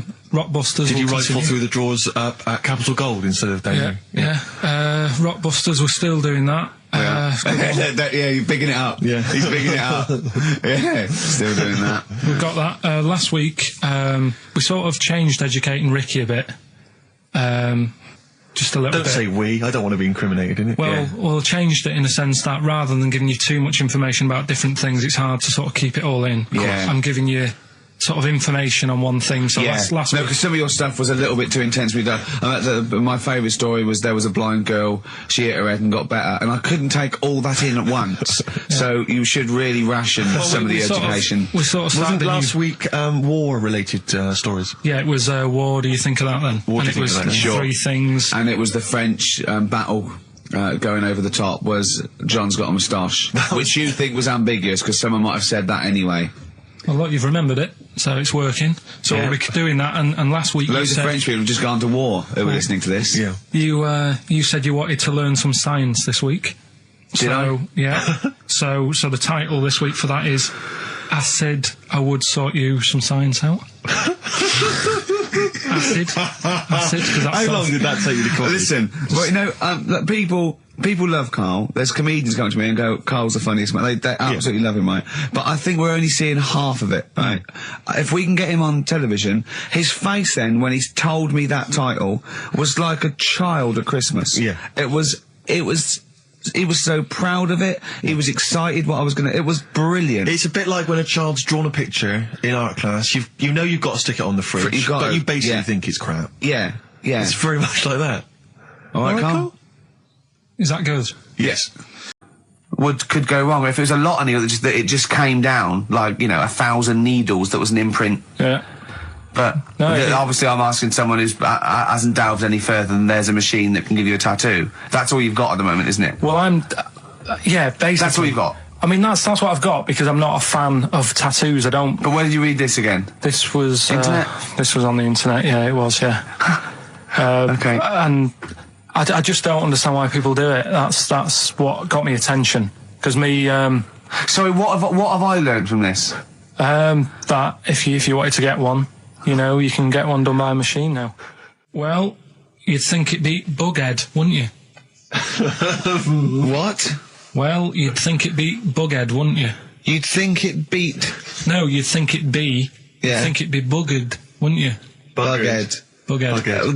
This can't be. If this is anything with a bug living without a head, I'm not interested because we've done it. All you've done is fun. Let's just do what a cat. So it is that. Right, do that one first. Which one? Which one are we doing? No, do the Bughead one. Right, well, the Bughead one. Well, we've talked a lot about animals and that, haven't we, without heads. Surprisingly, we have. I think a disproportionate amount on it. If you're a new listener, and this is the first time you listen, you'd be surprised. Yeah, we've done all that. We've covered worms, the way if you cut their head off, it grows back if you don't cut too high above its neck. We've covered The chicken. the fella who blinked. Yeah. I can't go into it again. Right. Let's not go into it again. We've had the chicken with no head that lived for 8 months. Yeah. And we've had And we've had the cockroaches. cockroaches living for a week without an egg. Right, okay. Well, it's a bit more on the cockroach front, really. Right. They've found, right, that if you get a cockroach and you cut its head off, Yeah. right, and then you find a cockroach that's still got its head, but it hasn't got any legs, Right. right, it's not over for both of them, right? Because what you can do, you get the one that's got the legs Right. with no head, Yeah. sort of running around, get the one with the head, sit it on top of it, Right. get a little tube Okay. so that the fluids... So is this aunt is go out of the Let him room? finish. Is this like Blue Peter? Let him you can get this for Christmas. Right, you get Yeah. a little tube, you sit that on top so the bodily fluids are still running between the two. Right. The head of the one on the top will control the feet of the one on the bottom. Okay. What about Good. And will it continue to live? that? Yeah. Okay, you don't know that for sure, do you? You're just guessing. That was just a No, question out of the blue he wasn't expecting. Yeah. Well, what do you think of that? Good, yeah, it's great. Yeah, just a primitive nervous system that can, yeah. Did you expect us to be more impressed and excited by that? Did you fall off your chair when you read that? Did you literally topple off? Snowbird from Mark Eitzel, part of his covers album. He's so happy that the XFM listeners understand his stupid clues, and he knows it annoys me. We've got some right answers We'll be for giving out the Blockbusters. answers just quickly, just in case someone sort of missed one of them. I'll just quickly do them, yeah? Yeah, go on. First one, there's a load Short of letters. show. There's a load of letters there asking for advice. Put them on Claire's desk. Oh, a Merry Christmas. Ask your mum if you should. Oh, a Merry Christmas. And a couple of people were arguing in the supermarket. It was at the fruit Christmas, and that's veg why. counter. And that's B. Okay, we'll give those answers out shortly. Yeah. Right, here's the last clues of the year. You had, there's a load of letters there asking for advice. Put them on Claire's desk. Go that on, was no idea. F. That was for foreigner. For Rayner. I don't know what you mean. Claire Rayner. She took advice. She gave people advice. So that's a foreigner. That is shit. Right. I'm sorry. That might be Christmas. That is absolute A garbage. lot of people got the right answer. I know, Yeah, well, well, that they don't annoys me even like- more. Number The two. second one, ask your mum. Foreigner. Yeah. Foreigner. Second one, ask your mum if you should. That was S. That was Shalimar. Shalimar? Shalimar. Right? No, bizarrely, what was the clue there? Ask your mum if you should. No, we got a lot of people saying Smashing Pumpkins as the answer to that. But I don't know who's saying that today, Mum. Smashing Pumpkins. Merry Christmas, Mum. Smashing Thanks very Pumpkins. much. Nice bollocks. Yeah, exactly. Oh, that's great. That's great. Right. Smashing Pumpkins. Wow, here's a bit of a turn up for the books. Karl Pilkington on the line. Right. Yeah, where you been? I'm off ill, aren't I? Right. Okay, what's the matter with you? Just a bit bunged up and that, and got the shakes, got that sort of, that shaky thing I get. Yeah, that's because you didn't eat last time when Suzanne was at work. Yeah, well, I think that's what brought it on. Plus, she was away in the week and I put some wet jeans on. And I think that's what caused the problems. When did you put them on your head? No, they were just on the maiden and the legs felt dry, but they Just were on the at what? work, I On the what? Have realised. you On got the the maiden? What was she doing there? What do you mean? On the maiden that you put clothes on. What? Your clothes horse. Maiden. Your clothes horse. Well, yeah. Right, okay, so you put wet jeans on, yeah? So that's why I'm ill and that. I'm Right. not having a good time. I've been watching the football. So you're just sitting at home watching telly where you could have been sitting here? Well, I would have been better off there because I've got a chair there. I've got no chair at home at the moment because Why? I sold it last week. Why did you sell a chair? What, you Sold only the had sofa, one I was chair? telling you. What?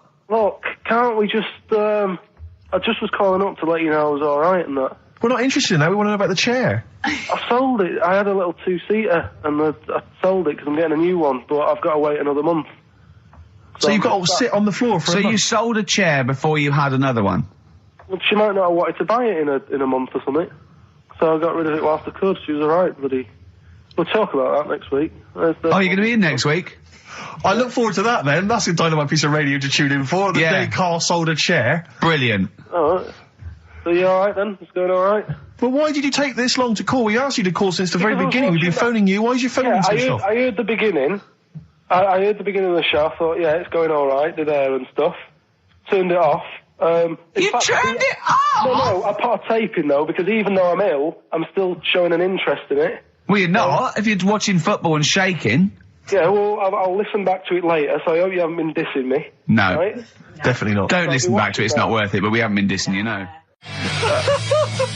The darkness growing on me on XFM 104.9. Oh, it's all going well already, isn't it? The microphone fell apart. Carl shouting because he got headphones on. His music's turned up too loud. Canfield level. God, it got pre-out. Look at him giggling. Look at him laughing. That's so funny because I got a letter here. The funny thing is, right, it's the first time I sort of noticed somewhere like that. When you go, what do you do if you just want some Brillo pads or whatever? I'm walking in London. Never concerned me that. Never needed Brillo pads in my life. No, but you know what I mean. The sort of things that it's a bit tricky to find. But in London, you've got the coverage. Yeah. Now the weird thing is, I was walking home from had a drink the other night, right? Yeah. Walking down the road, and there was a shop that just sold in London, chess pieces. Yeah. Is that the one on Great Portland Street? Round the corner from it. Yeah. Yeah. But I think that's mental. I remember being in Brighton once and seeing a shop, and all it sold was the foam you put inside cushions. Yeah, there's one of those at Pentonville Road. But I don't know who opens a shop like that. I know where these I'll tell things you, are. There's a hole in the market. Yeah. What was that shop we walked past yesterday? And it was like something really, really... chef uniform shop. Yeah. It's Dundee Street. Yeah. And I'll tell you what, I opened a chef uniform. Mainly sort of check trousers and white hats. But there must be a lot of chefs around. I'm eating all the time. Someone's making the food. Yeah. The funny thing is, on the chess shop, right, they mustn't have been doing that well. And someone the bosses must have been sat there going, not really working this, is it? Yeah, right? people only buy one chess set in their life. Yes. Right. Yeah, but the funny thing is, on the door, it's just said, come in and browse. Which I thought was odd. Did you? No, it was shut. Right? but the funny thing is, right, so you can imagine them sat there going, it's not doing that well. And it's changed. They've actually changed the name of the shop now. Yeah. And now it says chess and bridge. Right, they've had to expand. So they've opened it up a little bit. Yeah. Yeah. But still. What do you buy for bridge, if not I don't know. cards? I don't know. I don't know. I don't play bridge, but I don't know. I don't think you need a lot of stuff for bridge except a pack of cards. I remember going a table. when I was on three friends on holiday once in Devon, past a shop. I don't know if you ever need it. If you ever need an antique marionette, let me know. 'Cause I know where there's a shop. Okay, yeah. Antique marionette. I know. Again, you only need one, unless But I you're a want to know collector. who goes into this business. Well, son, what are you doing? Going to university to do law, father. Well, there's a factory there that makes the little plastic bits that goes on the end of chair legs. Do you want to take it over from me? We're not ready, no. It's all set up. Yeah. It's all set up. Oh, God. All right, Dad, but just for a couple of years. Someone's got to make them. Someone's got to make the little plastic bits that go on the end of chairs. Well, if you make them, call us on the 123497734. Weird though, isn't it? Weird. Weird though, isn't it? Right, listen, songs of phrase answers next. We'll go out of the way. I'll tell you what, play it once more so the people have got a chance to actually enter. Hang on, If you keep can't be talking, bothered. keep talking. Oh, I can't be Should be ready, Carl. This is terrible. Here we go.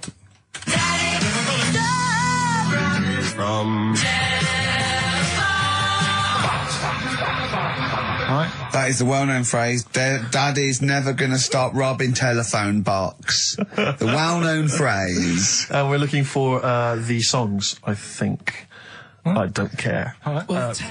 Libertines on XFM 104.9. I'm Ricky Gervais, with me Steve Merchant. Over there is Karl Cayman Pilkers. I'd be great for Heart. You really would. Wouldn't I? You really Virgin, I'd probably. BBC Radio 2 would be my first. All one. Late night one would be good. All good stations, all professional stations. Yeah, 4 weeks to have an go. audience, all 4 have an weeks to go before we may give up or we may come back. Who knows? It's all up to Karl Cayman Pilkoids. Can I just extend an apology? I was a little bit crass earlier, and I made some unsavoury remarks about Radio 1 DJ Chris Moyles. I'd like to apologise. Funny man Chris Moyles. I would like to apologise for that, but it gave me an idea. You, the listeners, who do you hate?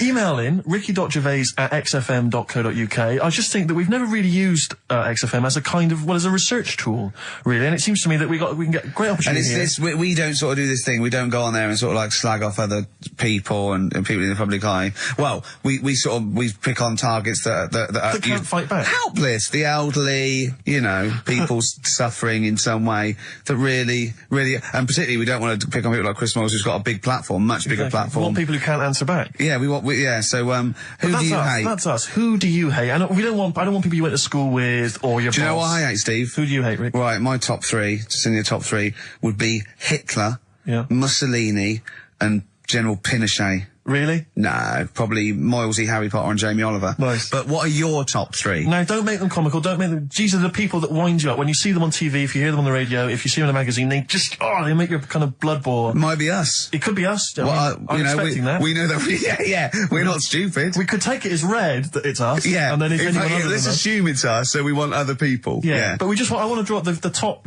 5 people. I don't want to hear things like Tony Blair and Jeffrey Archer and fascism. No. Just people who make your flesh crawl for no fault of their own.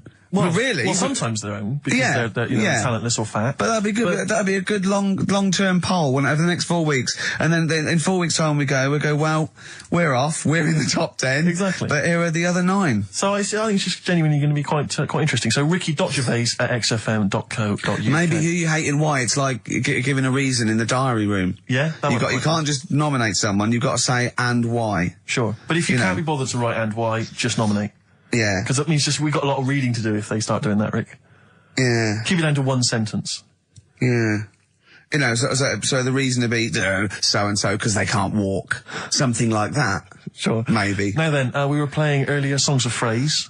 We have had... I mean, the answers I could literally count on the fingers of one hand. Now, the right answers, even less so. But, do you want to play it once more, Karl? Oh, God.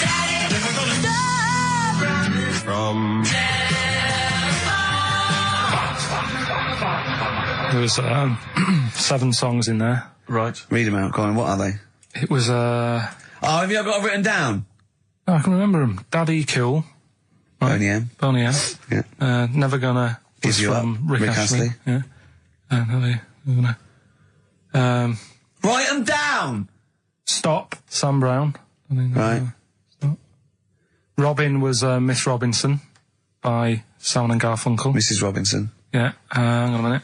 That's not Robin. Oh. From Russia with Love, Matt Monro. Right. Telephone hanging on the telephone, Blondie. Huh. And then Box, Living in a Box. Living in a box. Well, listen, no, I don't think anyone got them all right. No. If you did get them all right, I'm sorry, but I gave up checking the emails a long time ago. So I'm going to give it to Michelle Flower because she got a few of them right. So well done, She got a lot right there, actually. Well done. Good, well done. She got 5 out of 7, so well done, Michelle. And you get all those great prizes. Incidentally, do you know why I think I was ill? Stress. I genuinely think it was stress. I think I'm beginning. No, I'm analysing it. What do you think of that, Karl? But I'll tell you what it is. Look, think about it though. We live in London. We got the war, the threat of terrorist activity. That's where I live. I'm all right. Next one. We got SARS. One. Yeah, but you can walk to work. I got to travel on the tube. I came in this morning. I saw a Chinaman sneeze. I was terrified. S Club 7. They've split up. I mean, I worry about those sort of people. They're young kids. They're talented guys. I mean, they say they're going to be all right. I'm not sure Tina is. I'm not sure she's got the talent. So there's just so many elements that stress I remember me you out. were worried about hearsay. Well, Kim likewise. Marsh is doing all right. Oh, Kim's doing fine, but she got out early. Yeah. But, I'm not sure the rest of them will be. No. I'm just... They're quite emotional. I've got to worry about the show. I've got to be worried about this, It's just me. I've never been that good when, like, anyone in the family's ill or anything. I've just got... Just because that's the way I am, do you know what I mean? If I'm ill, I don't expect people to run about. No, well, I've never been off for being ill. I mean, you were. Did a couple of weeks but ago. that's... But hang on, I've not missed either of the shows. I'm ill today, but I'm still here. You took I seem to remember you took a show off when you were ill. Yeah. You were But whinging. I was weren't really ill. you? Right, sure. I couldn't even walk to work, though. Yeah. That's what I mean. Did you go to the doctors? No, I was too right. ill to get there. Right. That's how bad I was. Did he call a doctor out? No. No. Interesting. But it's just that, I mean, we were talking about it last night because I was saying to Suzanne, I said, oh, Steve's, he's been living at home all week. She said, oh, is he I love really the ill? way he talks about you behind your back as well. Thanks. And she said, what's up with him? Malingering geek. And I said. said, oh, he's got a sore throat or something. She went sore throat. Oh. So she said, well, you don't know how serious it is. Don't be offhand with him tomorrow because, if he's coming in and he's still not right. Because she always sticks up for you. Yeah. Right? And she said, Because you've anyway, got some sense. She said, and anyway, you're no good when people are ill. I said, hang on, what are you talking about? So apparently, when we first sort of started going out, the first time she was ill, she kind of thought she saw the real me. Because she was ill in bed and that, and I was saying, oh, get up. And, of course you can drink alcohol with these. And I just was like, you make yourself feel worse if you lie in bed. I said, come on, we need to go shopping. And she said, you go shopping. I said, no, I'm not, because I'm rubbish at shopping for food. Do you know what I mean? I'm all right at getting that night's food, but once it starts, like, you've got a plan. Sure, yeah, you're dropping the bananas. You don't know I what you're forget all sorts of stuff. Yeah. So she said, Custard all over the floor. Well, she was like feeling out on that. She said, I've got a temperature, so we'll come to the supermarket and hang about in the chicken. Frozen chicken section, cool yourself down. Yeah, sure. And it made her worse. So now she was like, do you remember that? And I was kind of like, yeah. Who's that hot woman sitting in the chicken fillets? Yeah. That's Karl's girlfriend. She's obviously ill again. Even when I was younger, do you know when I told you that I was picked at school to give old people biscuits? Right, yes. Because you had nice hands, Because wasn't they it? had nice nails, right? Yeah. And then because I went down a storm at that, I went down a storm at that. said- Bravo! Getting back with the Garibaldi's the best I've ever had. Bravo! What do you mean you went down a storm? because I'm into biscuits, so you knew your stuff. I was talking to her about I'm them, into biscuits. right? So then Did you make sure that they finished the first layer before you dipped into the second layer? No, there's no rules like that. Just No rules. what do you want? What do you want? What do you fancy? Yeah. So then, because I was good at that, we were going to like an old people's home where they were a bit iller, rather than just being old. They were like ill, Yeah. and I said no, not doing that. Not going there. Because they're old people. They don't want biscuits. Well, yeah, that's They're another too thing, to yeah. eat. So yeah. So Did you have to dunk them in tea before you fed them to them? No, it was just like Did you feed them like Did you have to chew? pigeons? Did you have to chew their food, then stick it down their throat with your Yeah. face? Like a little bird. Yeah, yeah. little trolley, right? A lad who I didn't really get on with, he had good nails as well, so he was serving the tea. Yeah. And I just had a chat and said, oh, do you want a biscuit with that? Yeah. What about this one? Do you like bourbons? Yeah. Oh, you really did the whole. So, yeah. oh right, so you weren't just, it wasn't like their choice, you offered a selection. Well, I sort of sold them because the thing is there's only so many, so you've got to handle the situation well. Sure. You don't want too many in one type, so it's No. like, well, you've had a bourbon. Yeah. What a great life they lead. They probably only pay about 900 quid a week to stay in that particular home. Yeah. And they get a free bourbon by a kid with clean nails. Brilliant. Whoop-de-hoo. So anyway, I found these things. Do you know what I- Howdy, John Boy. All possibilities on XFM 104.9. I'm Ricky Gervais, with me, Steve Merchant and Karl Pilkington, and a few new characters. Oh, Steve. I can't believe As you that. said, I know you love Moyles and his sort of wacky stuff, and Chris Moore, Edmonds, one of the greats, one of the and greats. Edmonds, and just all Oh, no, Edmonds. well, I'm going to go along the same sort of vein. I've come up with a couple of. Can I do a little? Can I show you one? I'm excited. Okay. Well, it always starts with a sort of doorbell. So it goes ding dong. I go, oh no, hold on, Steve, hold on, Karl. Who's that at the door? Yeah. Hello. Oh, hello. Oh, look, it's Camp David, the right queer gay. Oh, hello. Hello, you look all gay today. Is that because it's nice weather? Oh, no, that's not what it means. Oh, have you got a girlfriend, Camp David, the right queer gay? No, but I've got a boyfriend. Oh, bye. Right. Oh. Ding dong. Oh, it's another one. Hang on. Another comment. Hello. Oh, look. It's Holy Fuck, the little funny Right. Chinese fella. Wait, that's his name, That's Karl. his name, Karl. Karl. Hello, Holy Fuck. Harold. Right? Yeah, that's so, fine. Mr. Fuck, you can call me Holy if you want. No, I'd prefer to call you Fuck. Yeah. Right? You're right. Nothing You're right. wrong with this so far. I'm No. Have you got a girlfriend, Mr. Fuck? Achoo. Oh, you haven't got that SARS, have you? Yeah. Top No, that's my Right. girlfriend's name. See? Oh, Yeah. that's clever. Oh, just before you go, Mr. Fuck, I've got two things here. I've got a nice Trilby hat that you could wear, Yeah. or I've got a little lampshade. Right. Right? Which one do you want to put on your head and Yes. walk around? I presume the Trilby. No, but it's not. No. Yeah. The lampshade. Lampshade, of course. yeah. Bye. See ya. See you later. Yeah. I thought they were genius. Can I be honest? I'll be honest. I thought they were brilliant. I thought they were. You didn't steal them off Chris. No, Moyles, did you? 'Cause no, they're original. They're original Sometimes characters. Chris Moyles has done stuff as good as that. I know, yeah, I know, but no, these are all mine. So there you go. We'll be hearing more from Camp David, the right queer gay, and the Holy other Fuck, one, the funny the other little Chinaman. What? All right, Karl. Yeah. Is that your sort of humour? It might not be your sort of humour.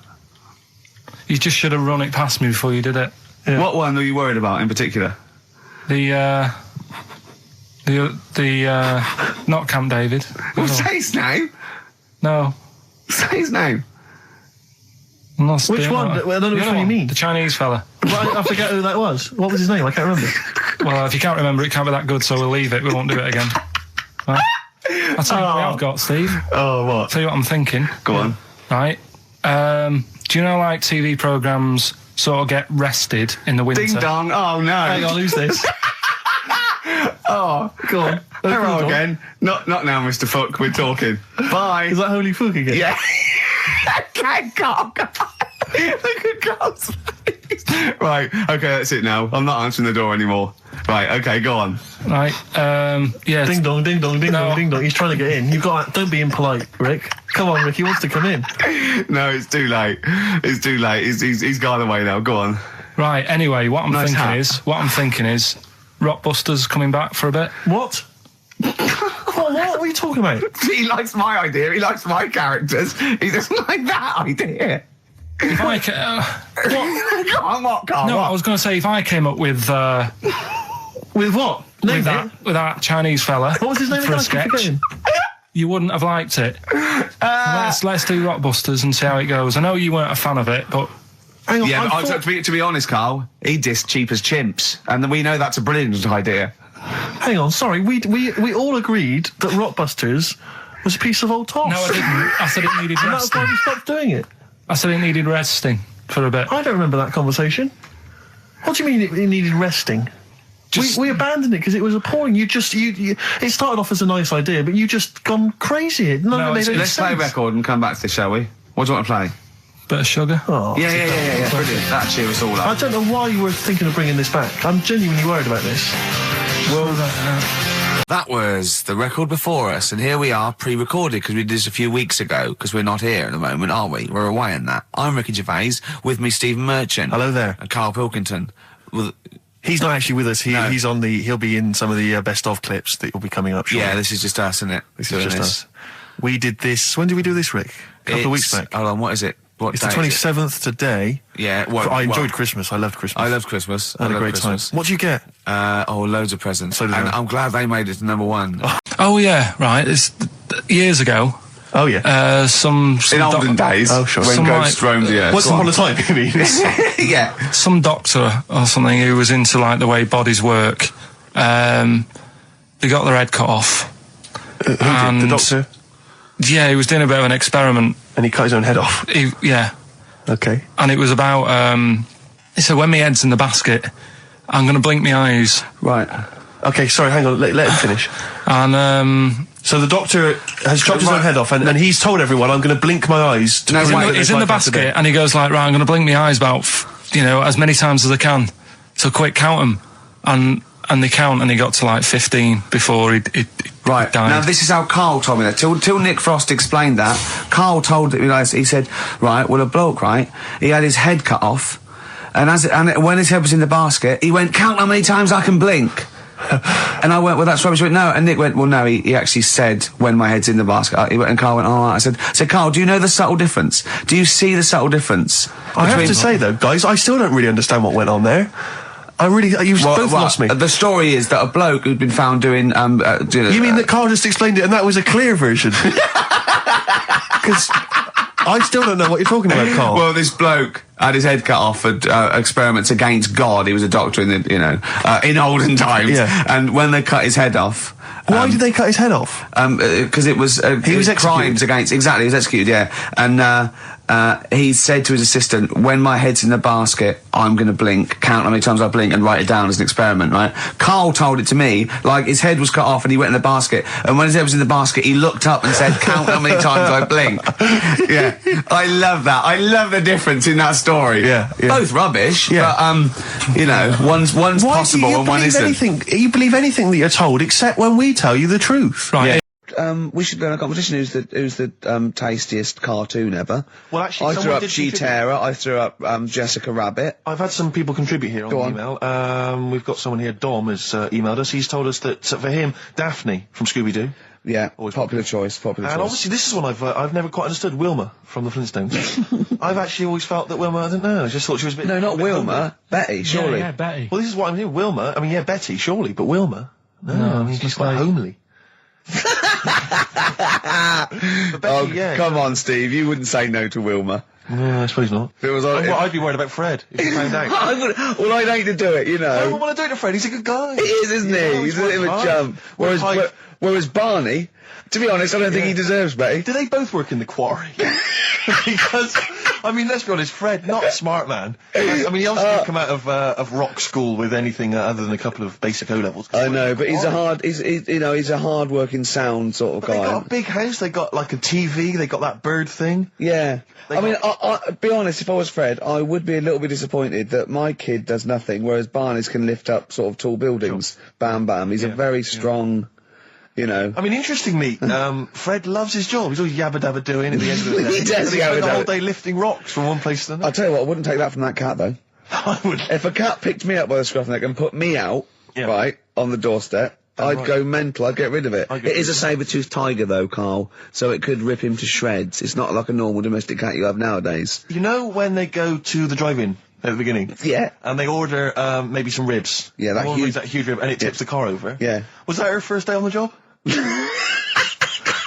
Because I've never been ordered before. Yeah, either it's that, she'd have realised. Yeah, we're out of pig. We've got Brontosaurus rib. Exactly. He goes, won't that knock the car over? No, it won't. I don't know. Rick, can I tell you now? That was an accident waiting to happen. It was really, wasn't it? Yeah. And it did. Oh, dear. Mind you, I went to Texas once, and I had some ribs, and it was like the Flintstones. It was huge. And not only did it look too much like an animal that I couldn't actually eat it, I don't know who could eat it. I mean, seriously, it was 2 foot long. Yeah. And all the rib, it was like half a rib cage.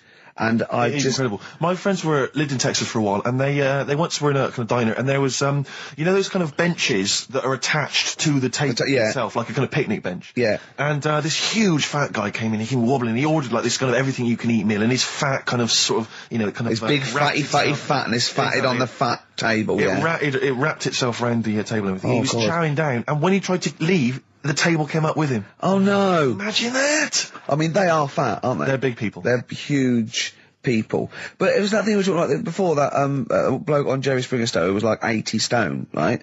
Now, I felt quite sorry for him. He was really sad and he was crying. It is rad, but my point is this, right? When he got to say 50 stones, didn't he go, that's too much, That's not enough. For a land animal. Exactly. Do you know what I mean? Yeah. That's big, isn't it? I mean, I'm getting worried. I'm 13 stone, and I'm genuinely getting worried. I'm thinking, oh, yeah, God. when you've got that big, when you've actually got your own mare. yeah. When you have to get in helpers to look what the scale says. Yeah. Like 4 or 5 people lift up your belly and go, it's 52 stone. You go, that's too much. Exactly. I'm going to only have 9 breakfasts When you actually, today. when you begin to appear on the Ordnance Survey map, yeah, exactly, yeah. When you've got your own symbol. It's like, we can see 2 things from space now, Fatty and Steve Merchant. We'll be landing All right, at about... well no, I'm just saying at all, you're not fat, are you? You're freakish and big. Just another quick thought. Someone's mentioned Daphne from Scooby-Doo, and but I've always had a soft spot for Velma. Velma. Because Velma's no glasses. I mean, I'd have She's clever. Can I tell you what would have happened if I was in that environment? I was maybe on the... Your glasses would have got tangled up. I'd have always had I'd always been making a play for Daphne, right? And Velma would have fancied me, but I'd have always ignored it because I was playing for Daphne. And then when I finally realised it was never going to happen with Daphne, I'd have blown it with Velma. Maybe not, though. Maybe not. Sometimes those, you know, they might, you know, appreciate honesty and go, listen, I've been hitting on the good-looking one. Yeah.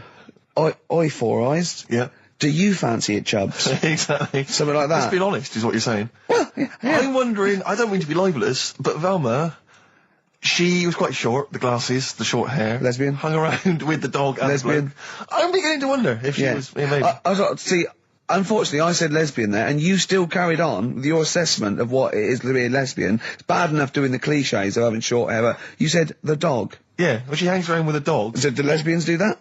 Well, have you seen some lesbians? They're right dogs. Good night. Have you seen what I've done there? You know what I've done there, Rick? Comedy award winning. Oh, God. The first cut is the deepest. Let's hear it, Rick. On this album as well is The Killing of George. That's A sort of- £200 tumour. I know. It's just that thing, I mean, you know what I'm like, I don't like, it depends where it is as well, taking your clothes off and all that, there's the pressure in it. You don't like anything being touched, do you? I remember when he said he doesn't check his balls, he doesn't like the feel. That's live with me. He doesn't like the feel. I think, do you mean that you don't like what it feels like in your balls when you're fiddling with them? Because I imagined it that you meant you don't like the feel, in your fingertips, you don't like the feel of your balls. It's the thing of, you start thinking about what you're actually touching, and there's something in there, and you might break them and all that. I don't like it. Oh, they are delicate. I am scared with the little knobbly bits, yeah. What knobbly bits? But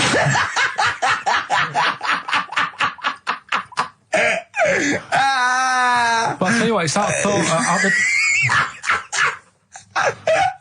at the doctor's. It's that thing of, it's not taking your clothes off in front of him, right? It's the way you've got to take your clothes off, but he asks you to go behind that curtain to do it first. Yeah. So there's more pressure because then you come walking out with nothing on. Yeah. So it's like, why do you ask me to go behind there? Yeah. Rather than if I just sat there having a chat and he's going, so how have you been? It's like, all right, and just taking the pants off. And then exactly. Yeah. It's the pressure. What was don't take your clothes off, and you came out and he lit a candle, and there was some soft music on. The lights were down. Nice. Yeah. Or he said, if you'll make you feel more relaxed, I'll take my clothes off. Yeah, exactly. Yeah. But I'll do it in the form of a striptease. Now, Carl, I'm going to ask you the question, knowing the answer. What do you think of maybe a gay doctor just checking his testicles out? He's a professional. He just happens to be gay. That would never happen, would it? What are you talking about? Why not? Oh, speaking of go on, doctors. No, gay people and that. Do you know when we discussed gay-only toilets? Yeah. Mm-hmm. It's only it looks like it's coming into action. No, it doesn't. Right. No way. It was mentioned again. Where? On your head. No, I think. Do you think that people in positions of power are listening to this show getting ideas from you? Tony Blair. Makes you wonder, doesn't it? No, it really does. And the funny thing is, why are they getting upset? Why are gay people getting upset that they might have to have their own toilets? Carl, you don't know what you're talking about anymore. You're having a sly look. You don't know what you're talking about. Okay, can we have Cheeky Freak after this? Thank you. Placebo. This picture on XFM 104.9. Steve, you're thinking of taking over as producer, aren't you? Well, I just think it's a shambles. I've asked for Cheeky Freak of the Week, and it appears that Carl's not ready. He's not prepared. No, I can sort of remember it. It's just, I like to have all the information. Contempt for the listener. You've just had a whole bunch of adverts and placebo in order to get it ready. We're having a chat and that. Right, do you want to sort yourself out in future? Yeah, someone this is what we were chatting about. Someone emailed in about they watched the £200 tumour thing, and when it was removed, it was carried away in a wheelbarrow, right? Karl said, what, even when she had it removed, she still carried it round in a wheelbarrow. And he went, I thought it sort of like she'd become attached to it. You definitely are my favourite thing in the world. It's great. Look at the way he's looking back. But I think they're all the same. The people, I mean, I have had more emails about people saying I watched the £200 humour and I shaved me arse than anything else. When we ask questions about science, Shakespeare, we talk, nothing, high concept, we talk about political issues. One person emailed in, they said, I tuned into the £200 humour documentary, it looked disgusting, I couldn't watch for long. What were you expecting? Yeah. That it might sing and dance? Do a little show for you? These are really your listeners, Karl. Now I think do you know what I mean? You find your niche, you attract your.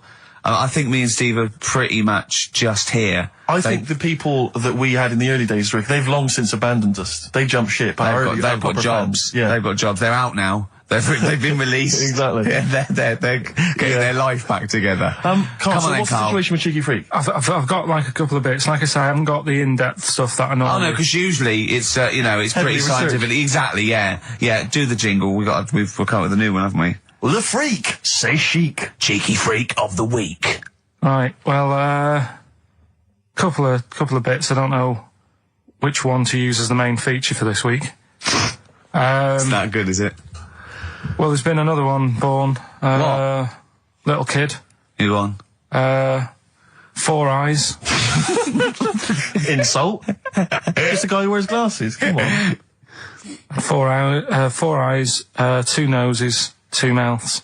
That's weird, isn't it? This bloke, did he also have 2 heads, 2 bodies? Sort of born sort of slightly separately? He wasn't stood next to a mirror? No. It's weird, that, isn't it? That's all you've got. I love that. That's weird. I went to the doctor said that. Well, Mrs. Parks, kid's got 4 eyes and 2 noses. Weird, isn't it? Any clues? Yeah. Any clues? So that's it. That's all the information. Well, I'll tell you what, that shouldn't be the main one. Okay, I've answered it. But like I say, what's the idea of this feature? What do I say all the time? Dunno. I always say, think about it. Think about what that would be like. Okay. What? Giving birth to him? No. Being, I think it's a girl. Being like her. 2 mouths. 4 eyes. What would that be like? Mad, innit? I don't know what this feature is. I don't know what do I. Is there another one? Is that, you said that? I mean, I hope everyone took the opportunity there during that silence to just think about what it would be like. I know I was. What? Could she talk with a mouthful? What? Is that allowed? Because she's got 2 mouths. Yeah.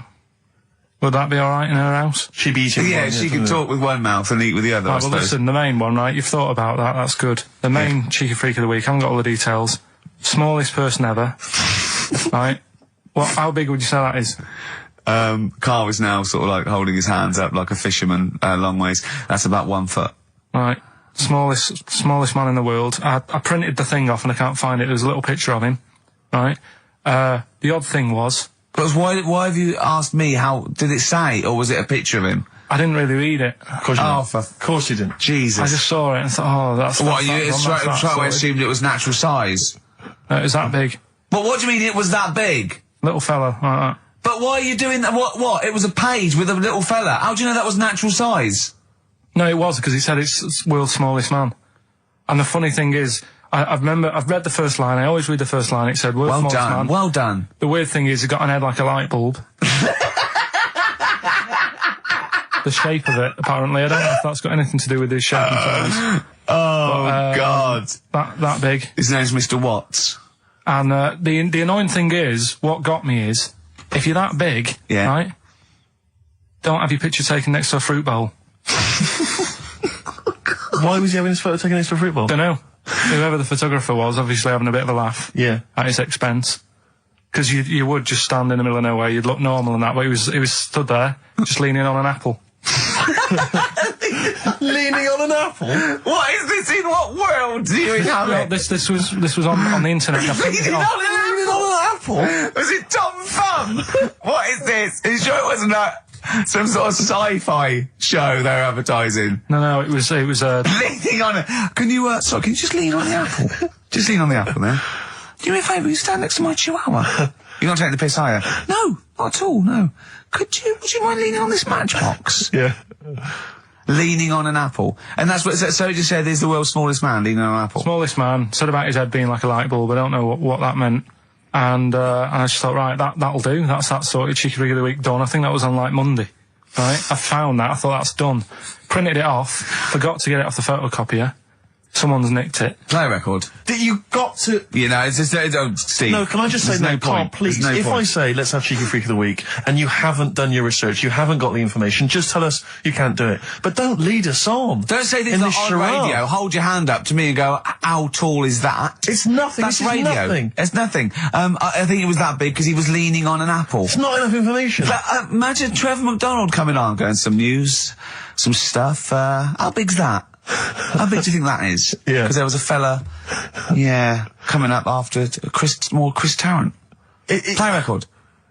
I'm angry. I'm actually angry. And if Monkey News is in any way similar, you've really pulled your finger out with that, have you? Mm-hmm. Good. Let's have Rockbusters answers next. Supersonic. Oasis on XFM 104.9. Right. Getting through it. It's the Rockbusters. It's the Rockbusters results, really, because this is a very important result. It's whether they stay in the Premiership or are relegated. This is the playoffs for Karl. Okay? You need 3 points. You need 3 points to stay up, Karl. Go on. Right, got a lot of right answers in that. Right, okay. That's in your favour. You know. Okay. The first clue was the doctor said part of the foot and the leg was no good, so he took them off. He threw them away. Yeah. The initials TB. Yeah. Right? Go on. Tony Bennett. Alright, that's Tony Bennett. Tony Bennett. Tony Bennett. Yeah. Okay, that's a warning. That's a yellow card. That is a yellow card, but you can still get the points. Right. Because his name's not Bennett. Tony, brilliant. Tony Perfect. A pun. Toe, knee, his name's Tony. Perfect. Bennett, no, his name's Bennett. See? Well, he's in London this week as well, so I don't know if it's sold out. I won't mind. Are you on drugs, or did I actually crack your head? Did I actually give you some brain damage? Because you're worse than usual now. It's like, go on. Right, the second one. That Scottish fella. We've got to speed this show No, up. hang on a minute, hang on. I've just got to make sure it's right. We don't want to look stupid. Right? That Scottish monster has got a bit of a tan. I don't think we can look stupid with material like this. TD, that Scottish monster's got a bit of a tan. The answer there, the darkness. I'll give you that. Right? Well done. And the last one. Goal. The 60s singer, he had a heart attack the other way whilst having it away. You won't be seeing him again. The initials FNM. That's Faith No More. Adam Faith. Right? No! Doesn't count! Why not? Adam Faith No More. Right? Adam Faith no more. So, sorry, what is the clue? Is the clue Adam Faith, or is it Faith no more? Just Faith, I suppose. Just Faith No More. He's a 60s singer. So we got that. That's that. Safe for next week. Who's the winner? What do you make of it? You've got the deciding vote, Rick. Well, Come on. I mean, you know my feelings on that. it works Faith no more, but he's mixed up what cryptic is and that, because the fella, I mean, Adam Faith did actually die having it away, didn't he? Yeah. So it's all about him. It's all right. All the facts are right. Anyway. Okay, I think he's got a reprieve. I think I'll give it to him. I think I've got to give it to him, Steve. I think I have. He actually pulled that out of the bag, that one. There's no Jamaican fellas seeing icebergs or, Whitney Houston. The closest he came to is Bennett, and I'll let him off that. I've got to be a fair ref here. Well, fair enough, and well done to, I'm always a fan of names that for some reason just strike me or tickle me. Yeah. And this week the lucky winner is, Dave Suckling. There's nothing amusing about that. Oh dear. So well done to Dave Suckling. Okay. Suckling wins it. Suckling takes the prize. He takes the prizes, and well done to him. I guess there's more of that next week, and we're fast approaching the end of the show, Rick. I know you are excited about that, as am I. Well, I know, but the best to come, because we've still got Bruce Springsteen coming up now, followed by Monkey News. All right, yes. Well, do you know about his worm problem as a kid? Go on. Right. What I can remember is he had worms as a kid. Not sure how you get him. He never answered me. He was getting a bit touchy about it. Right. This is like the second time I met him. I think he was a bit annoyed that Ricky told me about his problem. What Yes. now? Straight away, you not being there, instinctively, what do you think went on with this story about worms? My suspicion is rather like when you told a group of people that Robin had once suckled milk from a cow's udder. Yeah. Did he mention that as well? Yeah. Yeah. My suspicion is that, like the cow story, the worm story is not true. But And why would he get so sort of uppity about it? Well, Because it's not true. Imagine if that wasn't the first time he'd done it. Imagine if he did that every single time he was with somebody for the first time and Robin was just met them. He will tell that story to anyone. But they do say there's no smoke without fire. Robin. I also told him that the way Robin cured these worms was because the doctor told his mother, right, to hold a piece of ham or cheese near Robin's anus so the worms would come out for the food, and he believed it. I'll tell you why, though. I said to Robin used to sit on spam to try and get the worms out, and he believed it. But Steve, right, do you remember that story about 3 or 4 years ago where there was some bloke in the army? He went away to somewhere, Vietnam or whatever. He was messing about in the woods. Messing about in the woods? Shouldn't he have been fighting? Whatever. Yeah. Right, and he walked through some lake, and I think he cut his toe or something on something, and some worm of some sort crawled in the gash. Yeah. And it was in his body, and the doctor said, we've got to get this out of your body. So what they did was, they said, right, the thinnest part or something of your body that things can crawl through is on the top of your head. So they wrapped Where the skull is. So they wrapped some bacon. No, they didn't. They did. That's all right. thing. So he's gone in via the toe. So what we do is, I'll tell you what, that worm's probably heading straight for the head. We'll put a bit of bacon on it. The thinnest part of the body is the skull. Of course it's not the thinnest part of the body. It's where your brain case is, isn't it? It's the skull. There was a reason for it. and it was like they stuck some bacon on his head. And As ever, the vital piece of information, i.e. the reason, Karl seems to have forgotten. Because the worm was in his body, and they said everyone likes the smell of bacon. Including worms. Even a Vietnamese lake worm. They love Remember bacon. Remember last week when I said about the little fella with the bone with no brain, and you were proved wrong? No. Please. No. We were saying it wasn't a little fella. We were saying it was a stillborn child. It wasn't a little You're fella. changing it now. You weren't having any of it last Right, week. hang on a minute. I'm getting confused. There was a Vietnamese snake that went inside of a soldier. A little, like, maggot or some sort that you have to get out of your body because it causes problems. Yes, and so in order to get it out of the It was body, a lot. they strapped bacon to his head. Yeah. That is great. This doctor. And did that work? I think so. They had a picture of him smiling. Oh, God, what, the worm or the bloke? The bloke. Oh, dear. Honestly, I hope someone knows the story. And Right. it was about 3 years ago, I reckon. Okay. And, yeah, it did work. G.I. Bacon. So this is why And so what, the worm burrowed out of his head to get the bacon? get to the bacon. Right. That's great. So this is why when Robin was telling his story, I was a little bit disappointed if it wasn't true. Right. Because in a way, You know Robin's never been to Vietnam. No, but what do you really think that Robin, well, as Robin said at the time, Karl, why would I sit on ham then tell Ricky Gervais? It's a very good point. because if he was a kid, you do daft things like that as a kid. Right. You know It's what I the mean? telling Ricky Gervais, though. Yeah. And then, Yeah. oh, bless him. Okay. And then anyway, Robin left, and I tried to chase him, but he got away. He knows that and then we had a few pints, and then Karl embarked on some of the greatest stories ever told. Can you tell the story about your dad?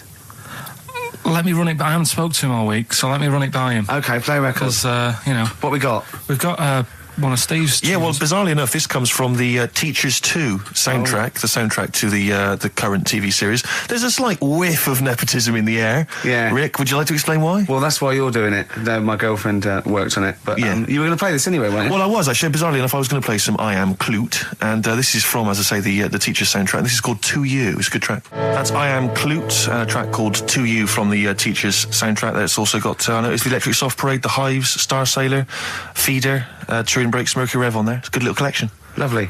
Karl has just had confirmation. He's looking smug because someone phoned up and went, it is true. It's a Laogai chi worm and you wrap bacon around your head. That's all the bloke knew as well. Yeah. And his name was Gary. Yeah. So I'm not having it. No. And he said, see, that's why the Robin thing isn't so weird. He said, but when you said he tried it with cheese, he said I was having none of it. He's got standards. Okay, educating Ricky. What have we got? Airy Chinese kid, go on. Right, yeah. This is the. I didn't want to do this. What do you mean you didn't want to do it? Well, I wanted to give you three, and I gave you one. It was like the alien man gets a beard or whatever. Yeah, And- which was total rubbish, so this one should be better, maybe. Hairy Chinese kid. Right, well, we've talked about hairy people in the past. True enough. Haven't we? Yeah. The little kids who grew up in woods and hung around with wolves and that. Yeah, again, you're confusing it. Yeah, they're not. There were some people that were born very hirsute. They were not the people who were brought up with wolves. You Yeah. just put that together in your Homer Simpson type mind. Right, well, this is like a sort of close to that sort of story. Yeah. But the weird thing is, right, Chinese people aren't that hairy as a nation. No, seriously, that's a well-known fact. They don't have that much body hair and stuff. Okay. So this little kid who was born over there, he was like covered in stuff. Was he? And it was only his nose that wasn't hairy. The rest of his body was caked in hair, right? And his hair sort of What grew. sort of hair was it? Was Thick hair. No, what I mean is, was it sort of like a pony's mane, so he just looked like an Ewok? You know what I mean? Just like hanging down sort of straight, dark hair. In the picture, it looked like it grows was it from his downy? eyebrow. It grows from his eyebrows quite thick, and then it just goes all the way over You his don't head. think it was just really long eyebrows that he'd done a comb over?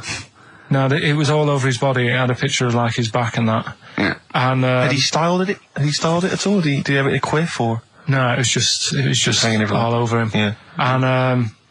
And they were like, you know, this is a bit weird, happening in China, where we're not normally that airy.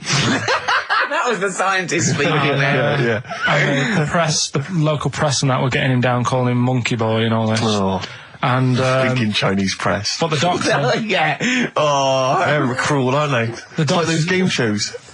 That's Japanese, isn't it? Yeah. That's what. Yeah. and the doctor said, I was Carl talking through all that time while we were just like talking to each other then. Because I turned round and I still saw he was talking. Go on. So anyway, the local press came in to see the hairy boy, the monkey yeah, boy. and they were like being tight, taking the mickey out of him, and the doctor said, Showing him nuts. he's only airy. Said he's a healthy young kid. The only faults he's got is he's got a little bit of eczema and a boil. And he said everybody should just treat him the same, and I think he grew up a healthy kid. Yeah, so that's the That's the end of the story. That's not a story. why. But I've got nothing. I don't know what to say to that. So someone in China was born slightly hairier than the rest, and he was normal apart from eczema and a boil. That to me isn't a story. But if it is, I've got a million. I mean, it's sort of like bloke from Manchester went a bit bolder than the rest, got a job on radio. He was normal. I mean, that's not a story, is it? Do you know what I mean? All right then. You know, I won't be telling anyone the bloke got in the car and he had a full-face beard. Why has his car been towed away? Because it was a quiet road. Was it? Wasn't in the way. So. Are you filling in the blanks again? That wasn't in the book, was it, that you read? See, that's the thing. Sometimes I think you make up bits of the story as though they were fact. That doesn't seem right. Well, that's all you can do, innit? So that's educating Ricky. Will we Brilliant. do that next week? That is brilliant. No, I think that was good. I did. I mean, I enjoyed that. I learned something from that. I mean, I want to get. I mean, this is all from one book, is it? Yeah. That's an interesting book. With the, I don't want to dwell on it, but with the hairy Chinese kid, what did they say about that? What was the, I mean, was it once there was born a kid who was slightly more hairy than everyone else, but it's all right, he only had a boil. Oh, how did they word it? How did this capture your imagination? There was a picture. It was a picture that grabbed me first of all. Yeah. Sure. And it was like, God, what's up with him? And that's when I read it. Did you see the boil and the eczema or just the hair? No, you see, because his face is like, just under his eyes is sort of nice and smooth, and his nose is sticking out, and that's not hairy. But the rest of him, it looked like he had the sort of a balaclava on or something. And then I read on, and it's like, this is a hairy kid in China. Yeah. Yeah. So. Yeah. Okay, good. Anything else in there? Out of Time by Blur. Luckily, we're not out of time. Got another hour and 25 to go. So it's not over yet on XFM 104.9. I'm Ricky Gervais, with me Steve Merchant and Karl Pilkington. We've had quite a lot of emails as ever. Rick. I should just say, because you know we're very lazy. It's a much listened to show. We're very lazy people, and we rarely reply or read out the emails. But I never read the emails. Absolutely. So never I rely, if I haven't replied to them, or my mail, Steve opens my mail and reads my emails. So if I haven't replied, it's just because he hasn't passed it on to me. Yeah. Okay. But I haven't passed it on to you because I know you'll never reply. Sure. So, you know, I'm just cutting out that. But I just want to say thanks for the emails. We do read some of them, and we do appreciate the fact people send in jokes. I appreciate it. I love it. We've I don't have to do anything towards it. Sure, we had an email from Jack. He just said he missed the last 2 weeks' shows. Has he missed anything? Not really. No, it's the same stuff. Same old I think last week Karl was having a go at Chinese people not aging well. He had a go at the gays, and he came up with a ludicrous story about a monkey that was impossible. Yeah, so I don't think Jack's missed much. Go on. We've just had an email from the Pringles people. Oh, right. Good, because it's finally started to happen. I hear these stories about people given cars and Armani suits and trips abroad, and we haven't had no, but finally people are starting to, realise what we're doing, our impact on society, and we've got a whole box of Pringles sent to us. Not on those little tubes, the proper tubes, the foot-long tubes. Yeah. So... and well, what have they said? Well, the Pringles guys want have them said, back. No, they've said they like the show, and if you want more Pringles, give them a call and they'll send you more I want Pringles. more Pringles. Yeah. I bloody love Pringles. Yeah. Pringles are... The thing about Pringles is, they're Moorish, right? Yeah. But how would I put it? You know the sort of thing when I open them, Yeah. and by that when I pop, Right. yeah, I have to eat the. Well, right, okay, how can I put this? When I pop, I can't stop. What do you mean? I don't... Well, when I pop them open, I can't stop eating them. Right, open. when you pop, you can't stop. Yeah. Yeah. I think that's because of the chemicals. I think that might be the reason. But they're good chemicals. They're good chemicals. They're the best chemicals. Pringle chemicals. They're not bad chemicals. Like Lovely. you're using chemical so warfare. yes, I want some more Pringles. Bob Dylan, It's All Over Now, Baby Blue from 1960 something. Bit of trivia for you, Steve. Go on. That is the last record we ever played on the old XFM before we were fired. I bet that was a moving moment for about 8 people. I just thought of something. You know that thing we did about, they said that we just cared about the money, selling it to America? Yeah. If we cared about money, Yeah. would we be here now? Do you know what I mean? Absolutely, I know. I think this proves that we don't do things for the money. Exactly. Jesus. All right, Carl? Couple of emails. Monkey Matt's emailed us. Who? Monkey Matt. I'm at you, yeah, go on. Yeah. He says... How's the Monster? He's all right. He says, Karl has missed a cracking headline from The Sport. Hide-and-seek champion found dead in cupboard. I hope it's real. I don't know if it is. I doubt it. Feeder. Do you know what? I'm annoyed at now, right? We've got another ad break coming up. How many ad breaks have we had in this show? I know. Carl, how many ad breaks have we had in this It's only show? about 3 an hour, 3 or 4 an hour.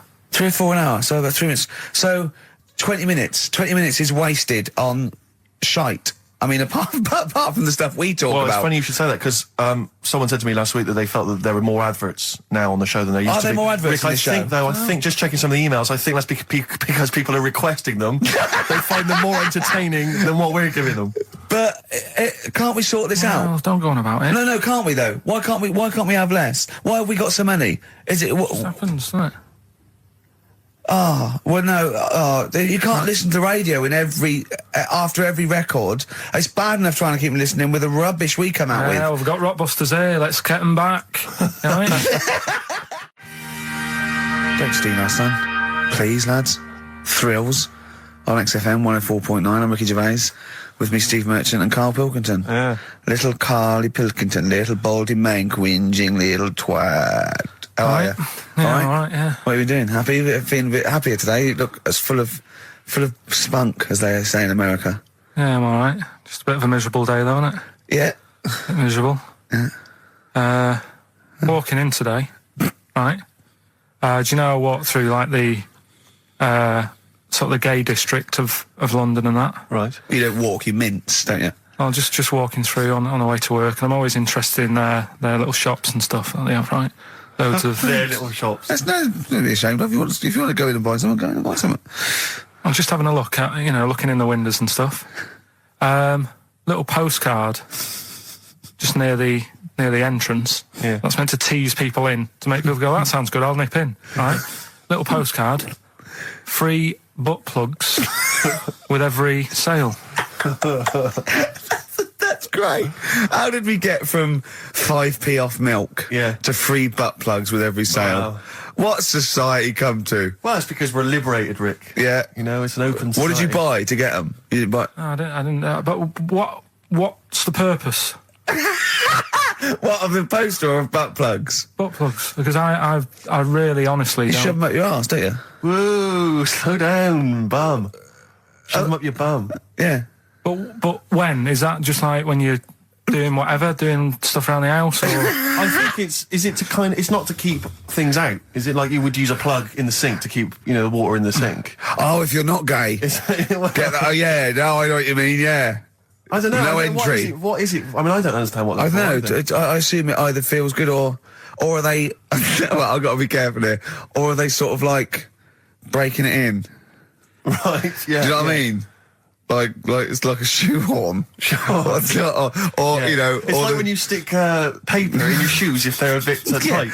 Or those people who sort of like put little bits of wood in their lips, and then as soon they've got big plates in their lips. Yeah. Same with the butt plug. It means you can, you're ready for anything. I don't know, do I? Look at Carl's face. Well, if you know what butt plugs are used for, then why not get in touch? Ricky.Gervais at xfm.co.uk. What do you think? If there's any... I can't believe we're already on this subject. I know. How is it? It's 5 past 1 and we're I was already going to say then, if there's any people who use butt plugs, and I was thinking that Karl would have said, well, they're not up yet. Yeah. Because they go out late. No, but... But what is it? We're award-winning people. We've written a TV Not on show. It's radio, highly though. respected. Not on radio. We're rubbish on radio. I know, but We've got nothing to lose. But I always say to you, Steve, that I like educating people and that. Now, the way I see it is I didn't know what they were. Let's phone to go in. Someone might know about butt plugs. All right, we'll get. No, get them on. Get them on. Ask them. No, because they might say something dodgy. Oh. Yeah, whereas, what have we just been doing? Just take a chance. Take a chance and tell them not to swear. Well, you tell them. Okay. Right, Steve, I haven't got my headphones on. Hello, who's that? Hold on. Who, sorry? Nicholas. Nicholas, hello, mate. You're not going to swear, are you? No, I'm not going to Keep it clean. Yeah. Keep them keen. What were you calling about? I'm phoning about your plugs. About, not my plugs, but sure, plugs in general. What, do you know much about them? No, Are you a plug user yourself? No, I'm just thinking if maybe you've got some gay friends and you're spending the night at their place, you might want to use one. Right. What, you mean experiment with them, or...?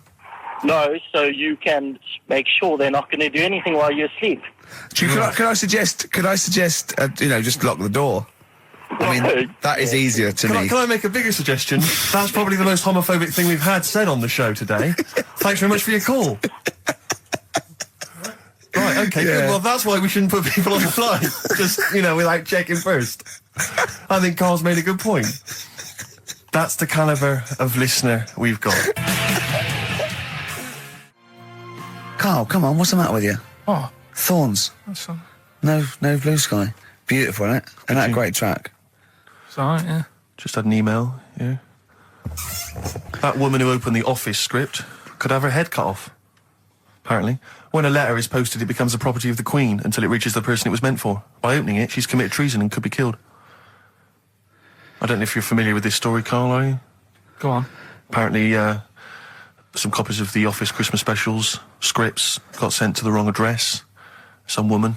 And, I don't know what you do in that situation. Normally, if I get mail that's not addressed to me, I just give it to the postman or put it back in the postbox. Radio 1 tried to speak to her, but apparently she's got a gagging order, which makes us think that she sold it to the Sunday. So we'll read it.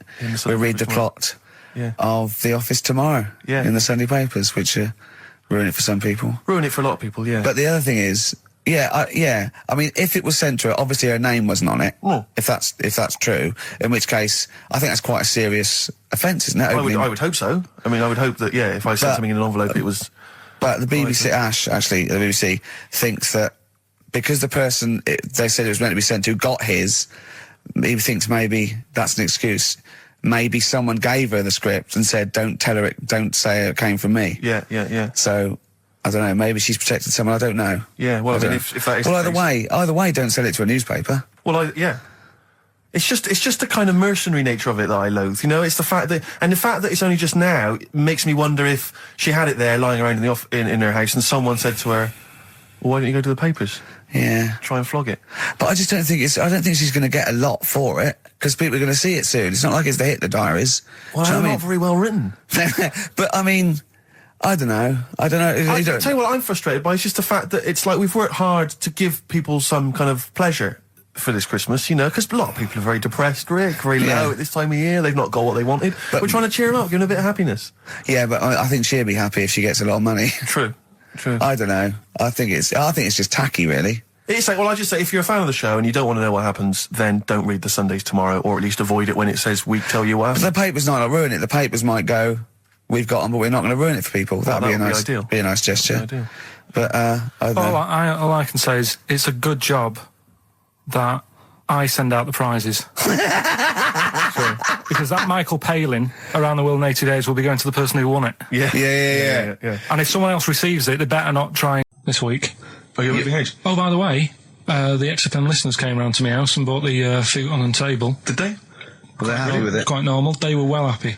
Yeah. Couldn't believe the luck with it. What do you mean quite normal? What do you mean quite normal? Well, it's always a bit scared, isn't it, getting people round. I imagine they were scared. No. And were they excited to see you? Could you tell that they were pretty pleased to see you? No, I don't think so. I mean... You're Karl Pilkington. Yeah, but the fellas sort of... they brought the whole family round, which was a bit odd. Well, it's not often they get the chance to visit a living creek. Anyway, Anyway, no, they were nice. And you're moving now, yeah? He said he phoned me up today. You know, it was absolutely tipping it down. Right? He had to cycle in, right? Because he said, because of the move, he doesn't want to leave his bike round there. Right? And he said, and Suzanne, oh, I can't say this in case he's listening, can I? He won't know. He said Suzanne's hired the oldest removal man in London. You should hear him. And the thing is, right, we booked him because everyone else happened to be booked out, but this fella's free, right? So he called up this morning, I've never spoke to him, but he was on the phone. He sounded about 90. Yeah. Carl thinks that he's going to have to do all the work. And the thing is, right, Cheap. it seems to be All he cheap. wanted some Werther originals. Right, listen, it seemed to be cheap because it's £50 an hour. But how long is it going to take him? Yeah. Oh, that's So, genius. When's the move on then? When's the... Oh, he's coming round. He came round today to bring some empty boxes, and he was struggling with them.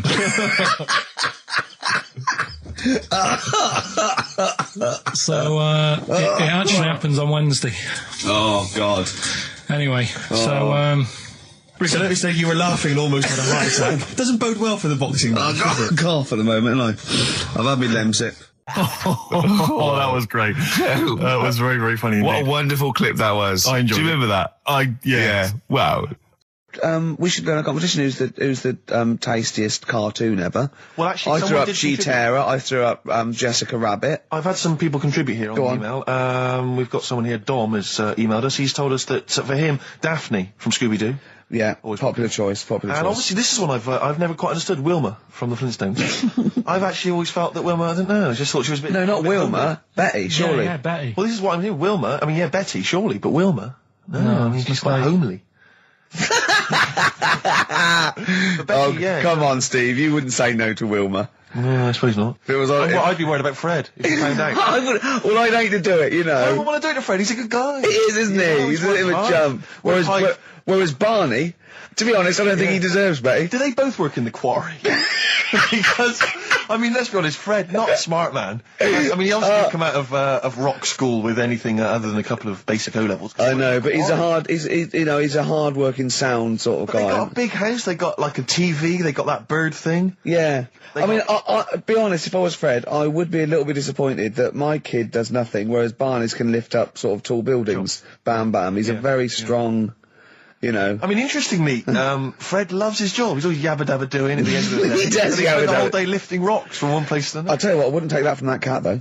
I would. If a cat picked me up by the scruff neck and put me out, Yeah. right, on the doorstep, I'd right. go mental. I'd get rid of it. I'd get It is rid a saber-toothed tiger, though, Carl, so it could rip him to shreds. It's not like a normal domestic cat you have nowadays. You know when they go to the drive-in at the beginning? Yeah. And they order maybe some ribs. Yeah, that The woman huge- brings that huge rib, and it tips the car over. Yeah. Was that her first day on the job?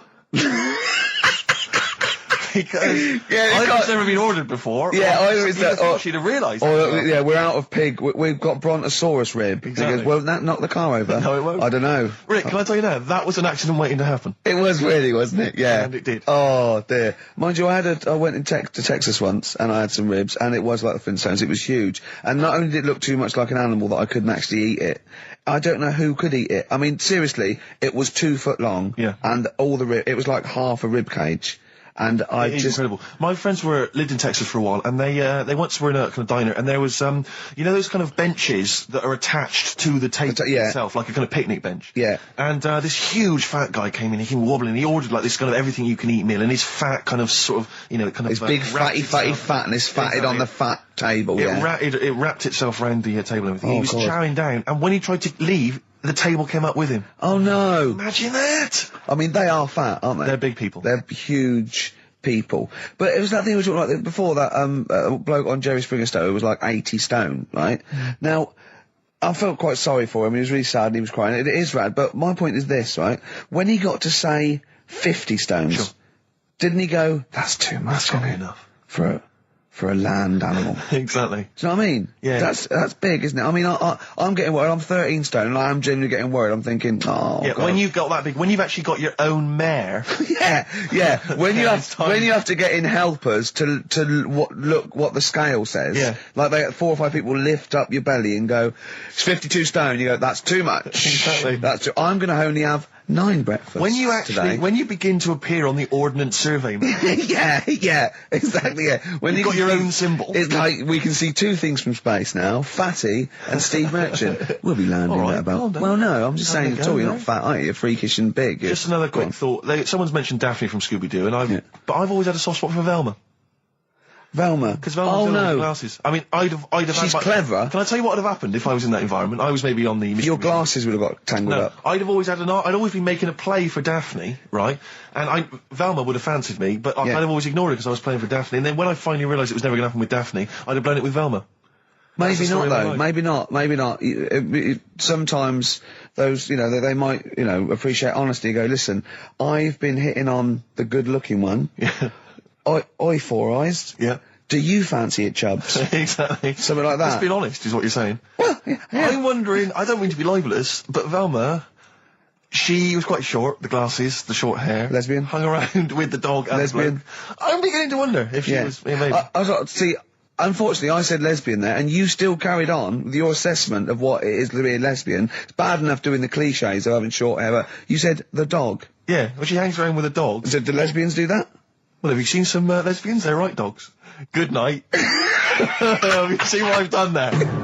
You know what I've done there, Rick? Comedy award winning. Hold on this show, don't Indeed, we? we'd like to mix it up. I'd like to play to the Smiths from their debut album, I Don't Owe You Anything. I Don't Owe You Anything. The lads from Karl's hometown there. Indeed. The Smiths. Brilliant, that one. Wow, I went to Manchester, didn't I, the other day? Went up to Manchester for a What did little you make of corporate. It was all right. Yeah. He went, wait till you get out. You see Piccadilly, it's better than Euston. Right. It was. It was nicer. I went outside and there was a ridiculous queue, and sort of one cab. Right, yeah. So, Horse-drawn. yeah. Yeah. And so I walked, and it was okay. It was only down the road. It was a bit dark. It was wet and raining. of Obviously, course. it's the north. I know, yeah. The hotel was very nice, but no minibar. I've never seen that before. I've travelled all over the world seeing a hotel without a minibar. No, so I I've don't know never what's heard going of on then. I don't know what's going on there. And then I did this corporate gig in Old Trafford. Pitch was up, don't know what they were doing, but, very impressive, big impressive. I think they're British football club, aren't they? Carl? Yeah. You did a gig at where? Old Trafford. It was in a function room. Oh, there, well, I but, thought it was the stadium. No, I'm Incredible. not that big yet. Yeah. No. But I mean, I can't really comment on Manchester. I do know that Liverpool was voted most important music city via poll. True enough. So, Carl, you're making noises while I'm talking. Yeah, but you do this all the time trying to wind me up. And I'm not saying Manchester's the best place in the world, but what I'm saying is there's bits of it that I really miss. Yeah. Like last Sunday, right?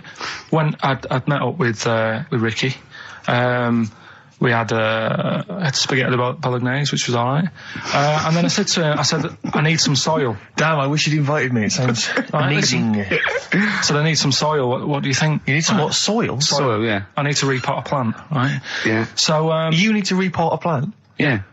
Fair enough. So I'm like, where you can't see these shops in London. You can't Do you know what I mean? There's nothing around. I took him straight to one in my street. Yeah, but near your street, and that's probably the only one in London. Well, you say that, Carl. No, it does annoy me. Round my way, it's like, You can't move for soil shops. You can't. There's earth. You can just pick up handfuls walking down the street. Yeah, incredible. Which People is- just lean over into someone's front garden. No, you Yeah. can take the plants Yeah. as well. No, Yeah. but what I'm saying is, Go on. Manchester, there's loads of decent hardware shops. Yeah. Here, if you got a panini and a latte or whatever, you can't move from. But for soil, I had to go virtually how many miles away from me to carry that soil home and stuff. Yeah. It's not good. I mean, London's all right, but if cities were sort of marked, It's neglecting the peat market, Yeah. really. Well, isn't there's barely any mulch available Rick, in central London. I'm sick and tired of not getting a good decent compost of a Sunday. Indeed. So, It sickens me. I'm thinking of moving to the north, Yeah. where there is loads of soil and gravel.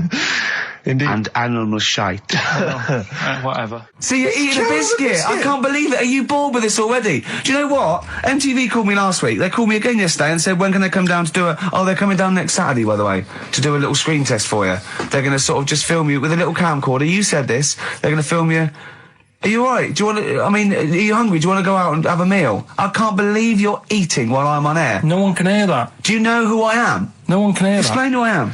Well, that's Ricky Gervais, right? He's made his name on TV. Yeah. Okay, he's done any number of corporate gigs, and they pay silly money. So, Yeah. I mean, this guy's earning, and really earning beyond his talent. All right? So, I mean, think this I is, deserve a little bit more than a little mank eating a biscuit while I'm talking. Rick Gervais? Yeah. Have you won a BAFTA? Yeah, too. All right, so Yeah. just a little bit of respect. Yeah. Yeah. Carl, Well, what have you the- won? What have you won? I got a bronze certificate for doing a full week at school. That's great. It was only a bronze. What's that then? 3 out of 5 days? And I got me a little Crusaders badge, if you remember. What's the little what? Crusaders badge? The Crusaders badge for the religious club. So Oh, was that the fella that you went and played You had to go ping pong convert ball? So Muslim, then wanted to did you? talk to you about God. yeah, Yeah. You got a Crusaders badge, did you? yeah, that's Oh, why yeah, I why went. have That's you got why a I badge joined. That's why I joined. For the I badge? like the little badge. Did 4 weeks, then packed it in. Travis on XFM 104.9 on Ricky Gervais with me, Steve Merchant and Karl Pilkington. We're doing Educating Ricky. Right, final one. Come on, Karl. Right, what was it? It was why don't they just get a diary or some paper or something to write on? Yeah. Yeah. Because Snappy. I couldn't think of a heading for it. It's basically on. people who have tattoos. I've never understood it. Right, that they have something put on their arm. Right, sorry. Have we started the educate? Is this part of it? Are you educating me? This is something that will be useful in my life that I didn't know about. Yeah. Go on then. No, it's just that they've got a machine out, right, that does tattoos. Tattoos. You come up with a design you want, and you sort of this machine scans it, and you put your arm in this thing, and you press print or whatever, and then it does the tattoo on your hand or on your What, like arm. loads of little needles that follow a pattern? Yeah, the computer, is it? basically, yeah. Is it a real tattoo? It's a proper. It's a proper one. The fella said, Well, as long as it goes out, it pierces the skin with a. I just wondered if it's ink. one of those kind of, those kind of. No, it must be lots of little needles or a moving needle that can go Sorry, along but it. how is this cleaned? Like in between each person? don't know, probably, I don't know. Well, no, as long it's only that if it's one needle, it's just the head, isn't it? If it's one needle that moves, and does it like like loads of little. What are we gaining from a machine doing it? Just because they're going to sort of mess it up. But hold on, how do you keep your arm still? Because your skin moves slightly. It's the machine it's sort won't- of strapped to your arm. Right, And so the it's fella, spread- the so- fella said that the tricky thing was in all this, it was the fact that, nobody would let him test it out on anyone else, so he had to do it himself. But did it work? Because the thing is with a tattoo Yeah, it worked, artist, they yeah. can see when your skin's moved and they can see what they've done and they keep wiping it and looking, whereas a machine's just got to trust itself. So I think one needle could go wrong. If it was a lot of needles, that it just came down, like, 1,000 needles, that was an imprint. Yeah. But No, obviously I'm asking someone who hasn't delved any further than there's a machine that can give you a tattoo. That's all you've got at the moment, isn't it? Well, basically. That's all you've got. I mean, that's what I've got because I'm not a fan of tattoos. I don't. But where did you read this again? This was Internet? This was on the internet. Yeah, it was. Yeah. Okay. And I just don't understand why people do it. That's what got me attention. Because me, Sorry, what have I learned from this? that if you wanted to get one, you can get one done by a machine now. People say machines are sort of taking over and that, and there's another one. But it's just the fact. I mean, I don't know. So give us the snappy title of this education again. Why don't they just get a diary or some paper or something to write it on? That's what I always think when I see people with loads of tattoos. Like there's that fella who we were talking about the other week in Scotland who was covered 99% in tattoos. It's just like, what have you done that for? Yeah. Do you know what I mean? You can't get rid of it now. You've done it now. Yeah. One of my uncles, right, Tattoo Stan, he's just caked in them. Tattoos. Right. I don't think he's my proper uncle, but it's just like my dad's got. Stan. No, my dad's That's a province in Russia, isn't it? My dad's got loads of mates who. When you say he's not your names- proper uncle, do you know, like, when Just a bloke who someone used to comes hang around round, with you're the alright, Uncle Stan. Yeah. Do you know what I mean? And my dad had loads of mates like that. There was John the Screw, Right. So he either works in a prison or he likes to have sex. Cabbie. Cab driver. Okay. There was Jimmy the Hat. I don't know where he Jimmy did. the Hat. Yeah. And, Did he wear a hat? No. No. There was Fred the Veg. You sure he wasn't a relative? Sorry. Fred the Veg used to get us like big bags of potatoes and that. Fred Veg, okay. And there was Tattoo Stan. Right. And he was just caked in them. And I used to always look at him thinking, why have you done that? I must have only been like, 6 I or suppose 7. if you're born with a name like Tattoo Stan, Exactly. you're destined, aren't you, were really? they like a 1950s gang? I'm worried about... I'm worried Who were about... doing a bank job? What was his name? The Hat? What was his name? Jimmy the Hat. I'm worried about Jimmy the Hat. Yeah. Not having a hat. I don't understand Are it. you sure he didn't have a hat? Not when I met him. Did he ever wear a hat? I didn't see him that much. Do you think it was a joke, like, when your mate's sort of like, 8 foot and huge, you call him Little John or Tiny? Do you think... Well, the fact that he never wore Yeah, a they hat. went, hold on, I've noticed something about Jim. Go on. No hat. And I go, oh, true, let's call him Jim the Hat. Jimmy the Hat, yeah. But me Uncle Stan, he had like loads of them. He did them himself. Oh dear. And it was always that thing. God. What was it things like? He had like the cross. cut here one. Cut here, on made the in neck. Britain. And if you're going to do them yourself, I'd say at least make sure you're sort of a good drawer. Yeah. And don't do it in the mirror so it comes out backwards. Well, that was the other thing. But like, I remember he did. Names are all right. He had like all his kids' names down his arm. And, what are they called? Yeah. oh, God, it's, Tattoo Stan Jr. Yeah. and Paul shits the bed. I'm trying to. Oh, Wabbai Kate. Yeah. But he had. Frankie never amounts to anything. Oh, God. So he had like. I'd still say it's the best job I've ever had. And he means it. No, I really enjoyed it. It's like, you don't have to work with anyone else, right? So you make your own rules. Just think of that. You sort of You're around. spreading information Well, yeah, to people. yeah, Vital you're information. giving a service, and no one else is around. You can just do what you want and think about stuff whilst you're cycling around on your bike. It's really good. Yeah. So anyway, Imagine the stuff he's thinking about when he's riding around his I bike. can't. Oh, So- getting in the head of a salamander. So anyway, I loved it, and even though I only got like 50p a day, right, no matter what the weather was like and stuff, I used to get up at 4:30 and go and do the round, and Why did you get up at 4:30? because I wanted to watch the Pink Panther at 5:30, so I wanted to get me paper round done. I said, why didn't you watch Pink Panther? And then deliver. what? He went, I can't sit there thinking I've got my paper round to do. He'll ruin it for him. Yeah. So is it a good job or not? So 4:30 I was up and about, and this morning it was like winter, really bad winter, bad snow, freezing cold, really windy and all that. And my mum said to me before I went to bed, she said, don't be getting up tomorrow, I'll give you the 50p. I said, it's not about the 50p. So, people want the papers and stuff. So, Conscientious. so anyway, I went to bed thinking, that's it. I've told her I'm still going, so, whatever.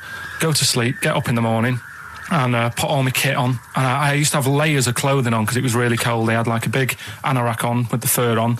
I had like waterproof pants, and I got my paper round bag. And I went downstairs to get out and tried to open the door, and it was locked. I thought, God, so she'd locked it so I couldn't go out. So I'm searching around the house looking for the keys. She must have hid them somewhere. I thought, oh God, I've got the papers to do. So I thought, how can I get out? So I went upstairs, climbed out of the bathroom window. God. Right, and to try and jump out of the bathroom window onto the porch. But the problem was, I had so much gear on, I was like the Michelin Man. So I could hardly move as it is. Yeah. And I'm trying to get out the window, and I'm like, trying to stretch down like that, get my foot on the porch, and my bag got caught on like the hook of, like how you have a hook so you can put the window open? Right, yeah, The little yeah, arm goes yeah. on. My bag had got caught on that. I was holding on to the wall and my foot on the thing, so I couldn't sort of pull it away in case I pulled it away and then fell on my head. Yeah. So I'm stuck there, Dangling. My dad comes back from working nights. Yeah. He thinks I'm a burglar. Gets out his gun. So he's shouting and stuff, going mad and going, Dad, it's me. And he had to give us a hand using a... He's heard that wily trick in Manchester before. He had to help me using a washing prop thing, a big stick. What did he do? Well, he said, just hold on for your dear life, and I'll sort of push the paper bag off the hook. Why didn't he go upstairs and sort it out? it was at that point where I was in the middle. There was nothing you could do. Do you know what I mean? It's at that point where you've just got to make a decision. Yeah. And by the time you go upstairs, who knows what might have happened? Sure. Do you know what I mean? You've got to act there and then, not messing around. Yeah. So And you could hear downstairs, now here he is, the Pink Panther. Yeah. Dad! Hurry up! Panther, ever so pink. Oh. So that was close to death, because I must have been about 30 foot in the air. So, to cut a long story short, he gave me about 4 or 5 near-death experiences, and he went, and the whole point of this, he went, so that's why I think I'm going to die of something horrible, like cancer. And I went, why? He went, right, you ready for this? Yeah. He said, well, I don't check my balls. Wait. He said, I don't like the feel. Science of Silence on XFM 104.9. I'm Ricky Gervais. Joined me is Steve Merchant and Karl Pilkington. It was an excellent link, that, Rick. Did you say Nime at one point? 104.9? Did I? Other than that, it was Again, textbook. Yeah, a desperate attempt at being articulate. Sure. But let myself down. With your See, this is the good thing understanding. about the boxing thing, because there's no chance of me, slurring fool the of words. yourself? No. I already slurred my words. Yeah, so no one, any damage will be totally fine. Yeah. Oh, the doctor's dear. rushing in. I think there might be some kind of concussion. Jane just going, no, that's just the way he talks normally. But because I'm thinking maybe, did you start the show with that particular kind of manner? Just because obviously a lot of new listeners, I imagine, thanks to the massive poster campaign, and you obviously want to impress them and charm them. There's a few examples today of irony coming back and biting you. Yeah. That seemed like a funny idea at the time, me posing that up. But Jonathan Ross phoned me up when they first went up and he just said, I've just seen a big poster of a predatory gay. Yeah, you do look a little bit. Yeah. Hello. And what's your name? Would you like to sit down here? And then you're in the background. And also, I think the funny thing about having you as a partner, I mean, the only good thing is that you look weird and tall, like too freakishly tall and lanky. Oh, yeah, but in that one, no, because your background and you're smiling, you don't look as weird as you do in real life, or as freakishly tall. So it sort of ruins it a little bit for me. Look at Pilkington. Look. Pilkington, what are you He's doing? not listening. He's just opening a packet. What are they? McVitie's. See, we should mention them. We get some free ones if anyone at McVitie's are listening, because we're not getting the perks of this. Nothing. I'd say I'm not getting anything. I really got in this game for the ladies, for the money, for the voiceover work. Certainly, Yeah. I'm seeing hide and hair of that. But you're not getting the voiceover work because Jethro's getting all these parts that you might get. Yeah, sure. Yeah. Okay, Rick. Yeah. You were the voice of what? The drink driving campaign? You sound like a man who was run over in a drink drive incident. I mean, dear. it's like you don't drive. Yeah, but I didn't get any money for that, You did I? drink Oh, did I? heavily. I can't remember. It's like, I mean, talk I don't about drive, yeah. the- Well, that's the good, I kettle don't and drive. pot blast No, and it said everything. don't drink and drive, so I've chosen just But to at least drink. I can formulate sentences using the English language, and I'm not getting the voiceover work. What's the English language of the 14th century. Well, it's better A, English language and English language. Rather than whatever kind of Middle England language you speak, the language of the hobbits. All right, Karl. See, you're eating a biscuit. I can't believe it. Are you bored with this already? Do you know what? MTV called me last week. They called me again yesterday and said, when can they come down to do they're coming down next Saturday, by the way, to do a little screen test for you. They're going to sort of just film you with a little camcorder. You said this. They're going to film you. Are you alright? Do you want to, are you hungry? Do you want to go out and have a meal? I can't believe you're eating while I'm on air. No one can hear that. Do you know who I am? No one can hear that. Explain who I am. Well, that's Ricky Gervais, right? He's made his name on TV. Yeah. Okay, he's done any number of corporate gigs, and they pay silly money. So, Yeah. I mean, this guy's earning, and really earning beyond his talent. All right? So I think this I is, deserve a little bit more than a little mank eating a biscuit while I'm talking. Rick Gervais? Yeah. Have you won a BAFTA? Yeah, too. All right, so Yeah. just a little bit of respect. Yeah. Yeah. Carl, Well, what have you won? What have you won? I got a bronze certificate for doing a full week at school. That's great. It was only a bronze. What's that then? 3 out of 5 days. And I got me a little Crusaders badge, if you remember. What's the little what? Crusaders badge? The Crusaders badge for the religious club. So I was at the fellow that you went and played You had to go ping and pong convert ball, so Muslim, then wanted to did you? talk to you about God. yeah, Yeah. You got a Crusaders badge, did you? yeah, that's why I you went. actually That's got a why I badge for joined. it? That's why I joined. For the badge? I like the little badge. Did 4 weeks, and then packed it in.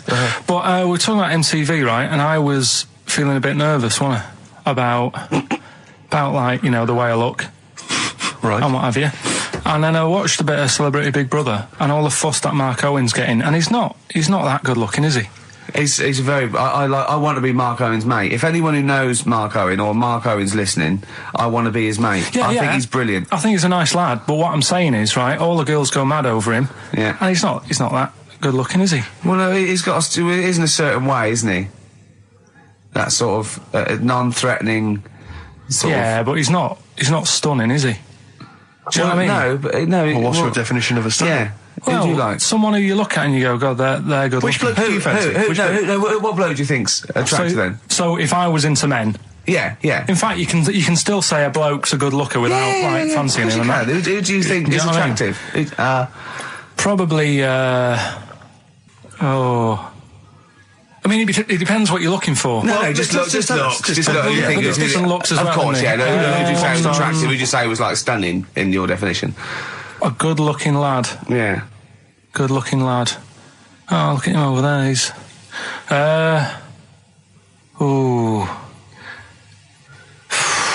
Do you find, Robbie Williams, do you find him attractive? Boy next door, look. No. Who do you? Carl, hurry up, because it's we've only got 2 hours. Probably.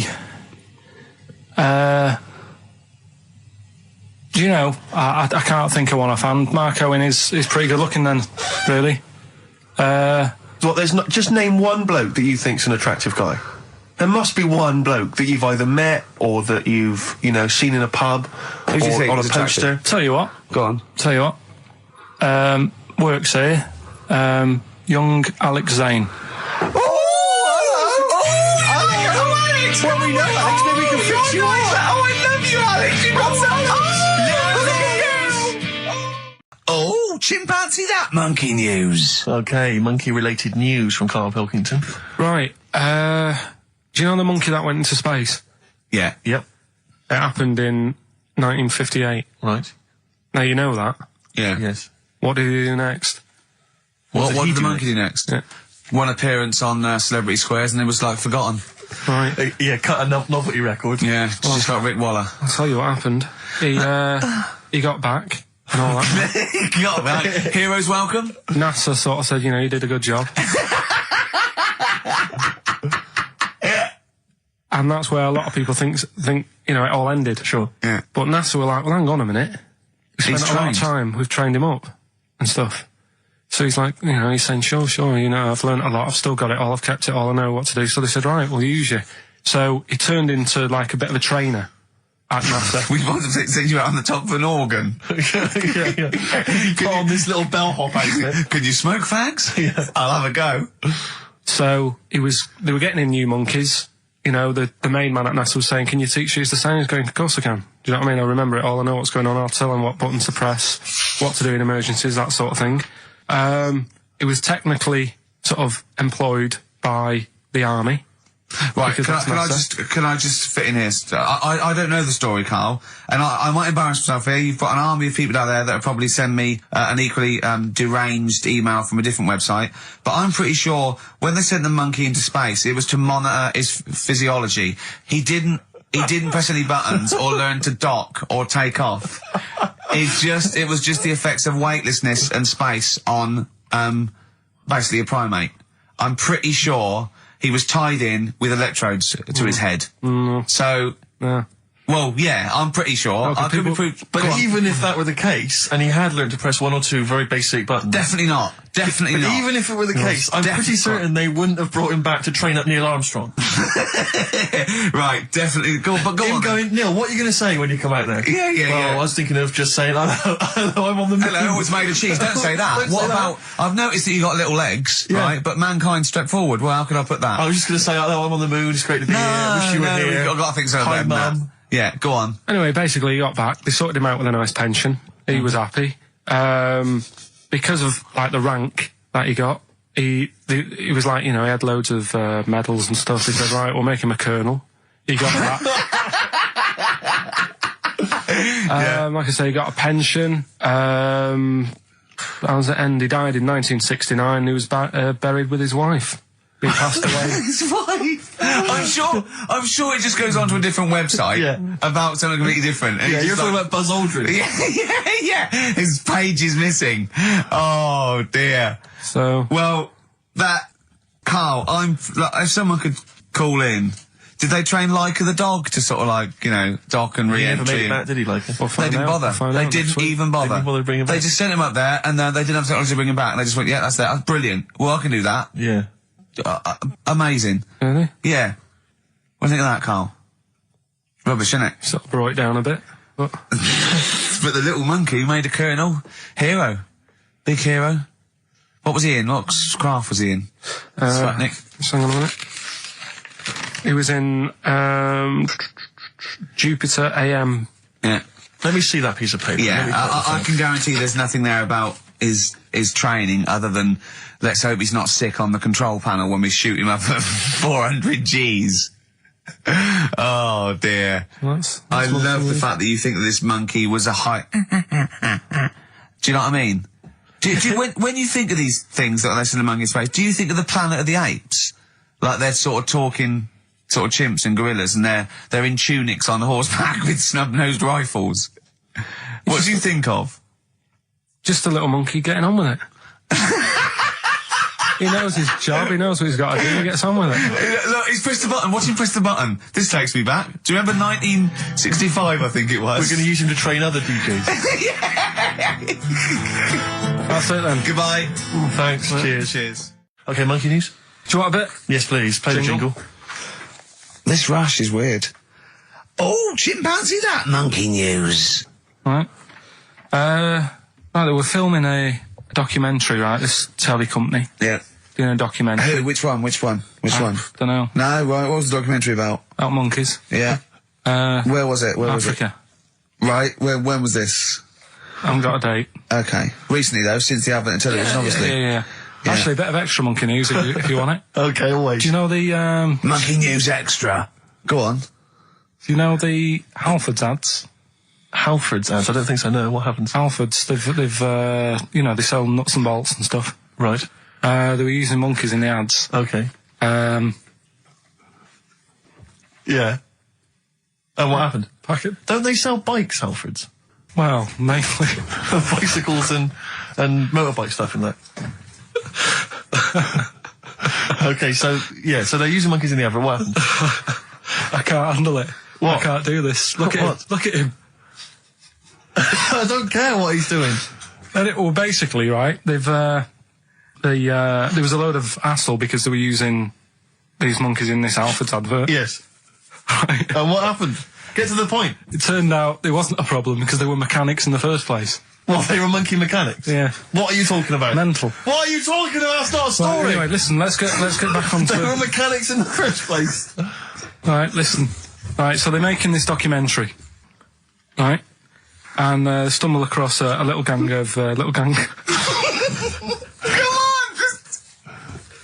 Get on with it, please. little gang of monkeys. That's Yes. the first time I've ever laughed. I'll hear that. I know. Well, brilliant. What do you want? A cake? Come on. Can we play a song? Oh, I don't understand what is wrong with you, you freak. It's making me laugh. Just tell us the story. All right then. All right. So anyway, right. So there's this documentary being made. They found a little gang of monkeys. Right, play a song. I don't know what's going on here. I apologise. It's just if you were looking forward to monkey. Got to hide your love away. According to the Beatles on XFM 104.9, I'm Ricky Gervais with me, Steve Merchant. Right, Carl, come on. where monkey were we? news. Where Everyone's we? composed. The jingle, please. Oh, chimpanzee that monkey news. Excellent. Okay. Right, where were we? We would just start again. There's some people making a documentary. For what? Okay. Making a documentary in the jungle and that. Right. Stumble across a little gang. Okay, come on. All right. A little gang of monkeys. Yeah. Oh, come on. So the camera crew are there filming it. Yes. Everything's going normal. It's all fine. Nothing odd about it. Okay. They're not running a restaurant, they've not got any barber shops, nothing. No. Just regular monkeys going about their business, yeah. So anyway, what normally happens is the monkeys sleep with a partner. They already do what? They don't sort of sleep around and that. Once they find the girlfriend or the boyfriend or whatever, Yeah. they stick with them, right? Okay. But anyway, they were watching this one, right? And it's going around a bit, sleeping around, Oi, oi. and it was getting fatter. It's like, this is a bit odd, Yeah. right? So followed it round and see it having it away. Turns out, little prostitute.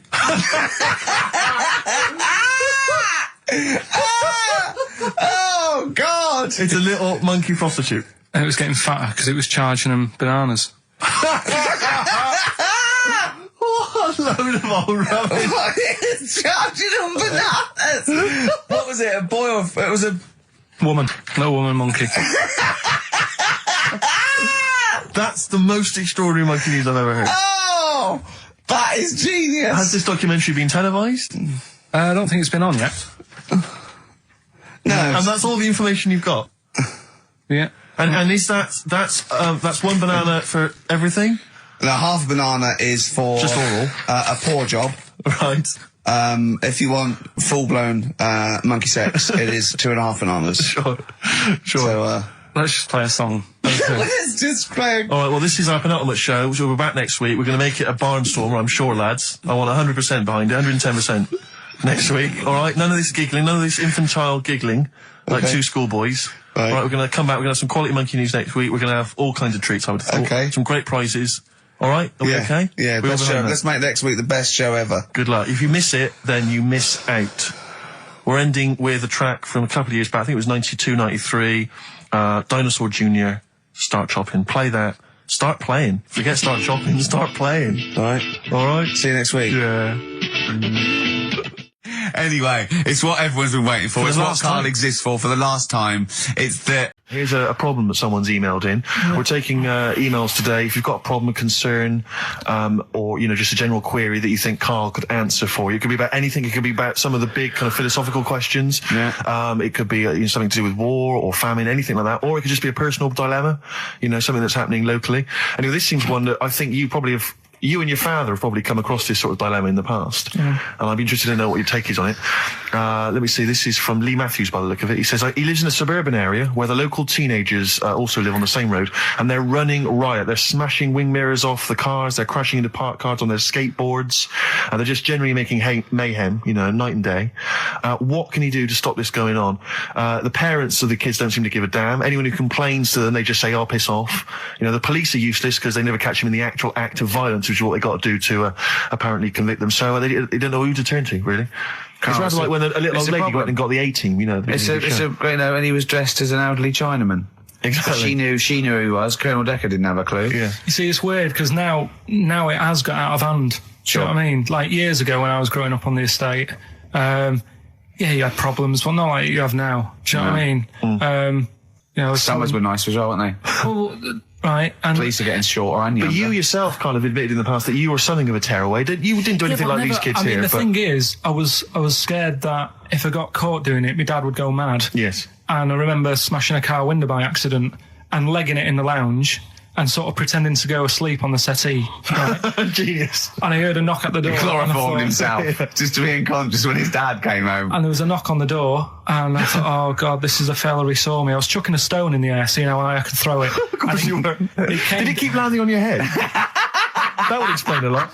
And it came down. Chucking a stone in the air, love To it. see how far I could It's throw it. brilliant. So, you know, I wasn't bothering anyone. Did you by invent that game? that, right? Did you get the stone for your birthday? Go and play with your stone. He gave one to Suzanne. Karl, go and play with your stone. The thing is, right, and it came down at a funny angle, and Of course it did. It ate the back of this car, and the back window is the most expensive because it has that heating thing in it. Yeah. In case you got a frosty window. Yeah. So I thought, oh God. So I legged it in, got on the settee, went to sleep, knocked at the door. Genius. It's a brilliant plan. It's a brilliant plan. I couldn't be guilty. I'm asleep. So I love the idea. So the thing is, our lounge used to sort of you could see in from the door, right? So this family who saw me do it saw me asleep on the settee, and my mum said, "Go and get the door," and I sort of went, "What?" as if I'd been asleep. Yeah. I went to the door, like rubbing my eyes, and the fella said, "What did you run off for? I saw you." I was like, "Oh no," and I didn't see my dad. I went out. It was when he was working sort of evenings, so I went out so I didn't have to see my dad. And then the next day I came home from school, and my dad said, 45 quid. That's all he said. That's all he He said. looked at me. And then you fell asleep when he went, wake up. You know what I said? No, 45 quid. Now the thing Carl. is, he didn't have to do anything. £45, Carl. Now, I know you were saving up for a brick, but you can't have it. Yeah. Just So, Equally, if you're doing a bigger crime, you know, Yeah. a bank job Yeah. or a murder. remember to take the stocking off your head, because if they wake you up and go, why have you got a stocking on your head? Just go, oh, I had a weird dream.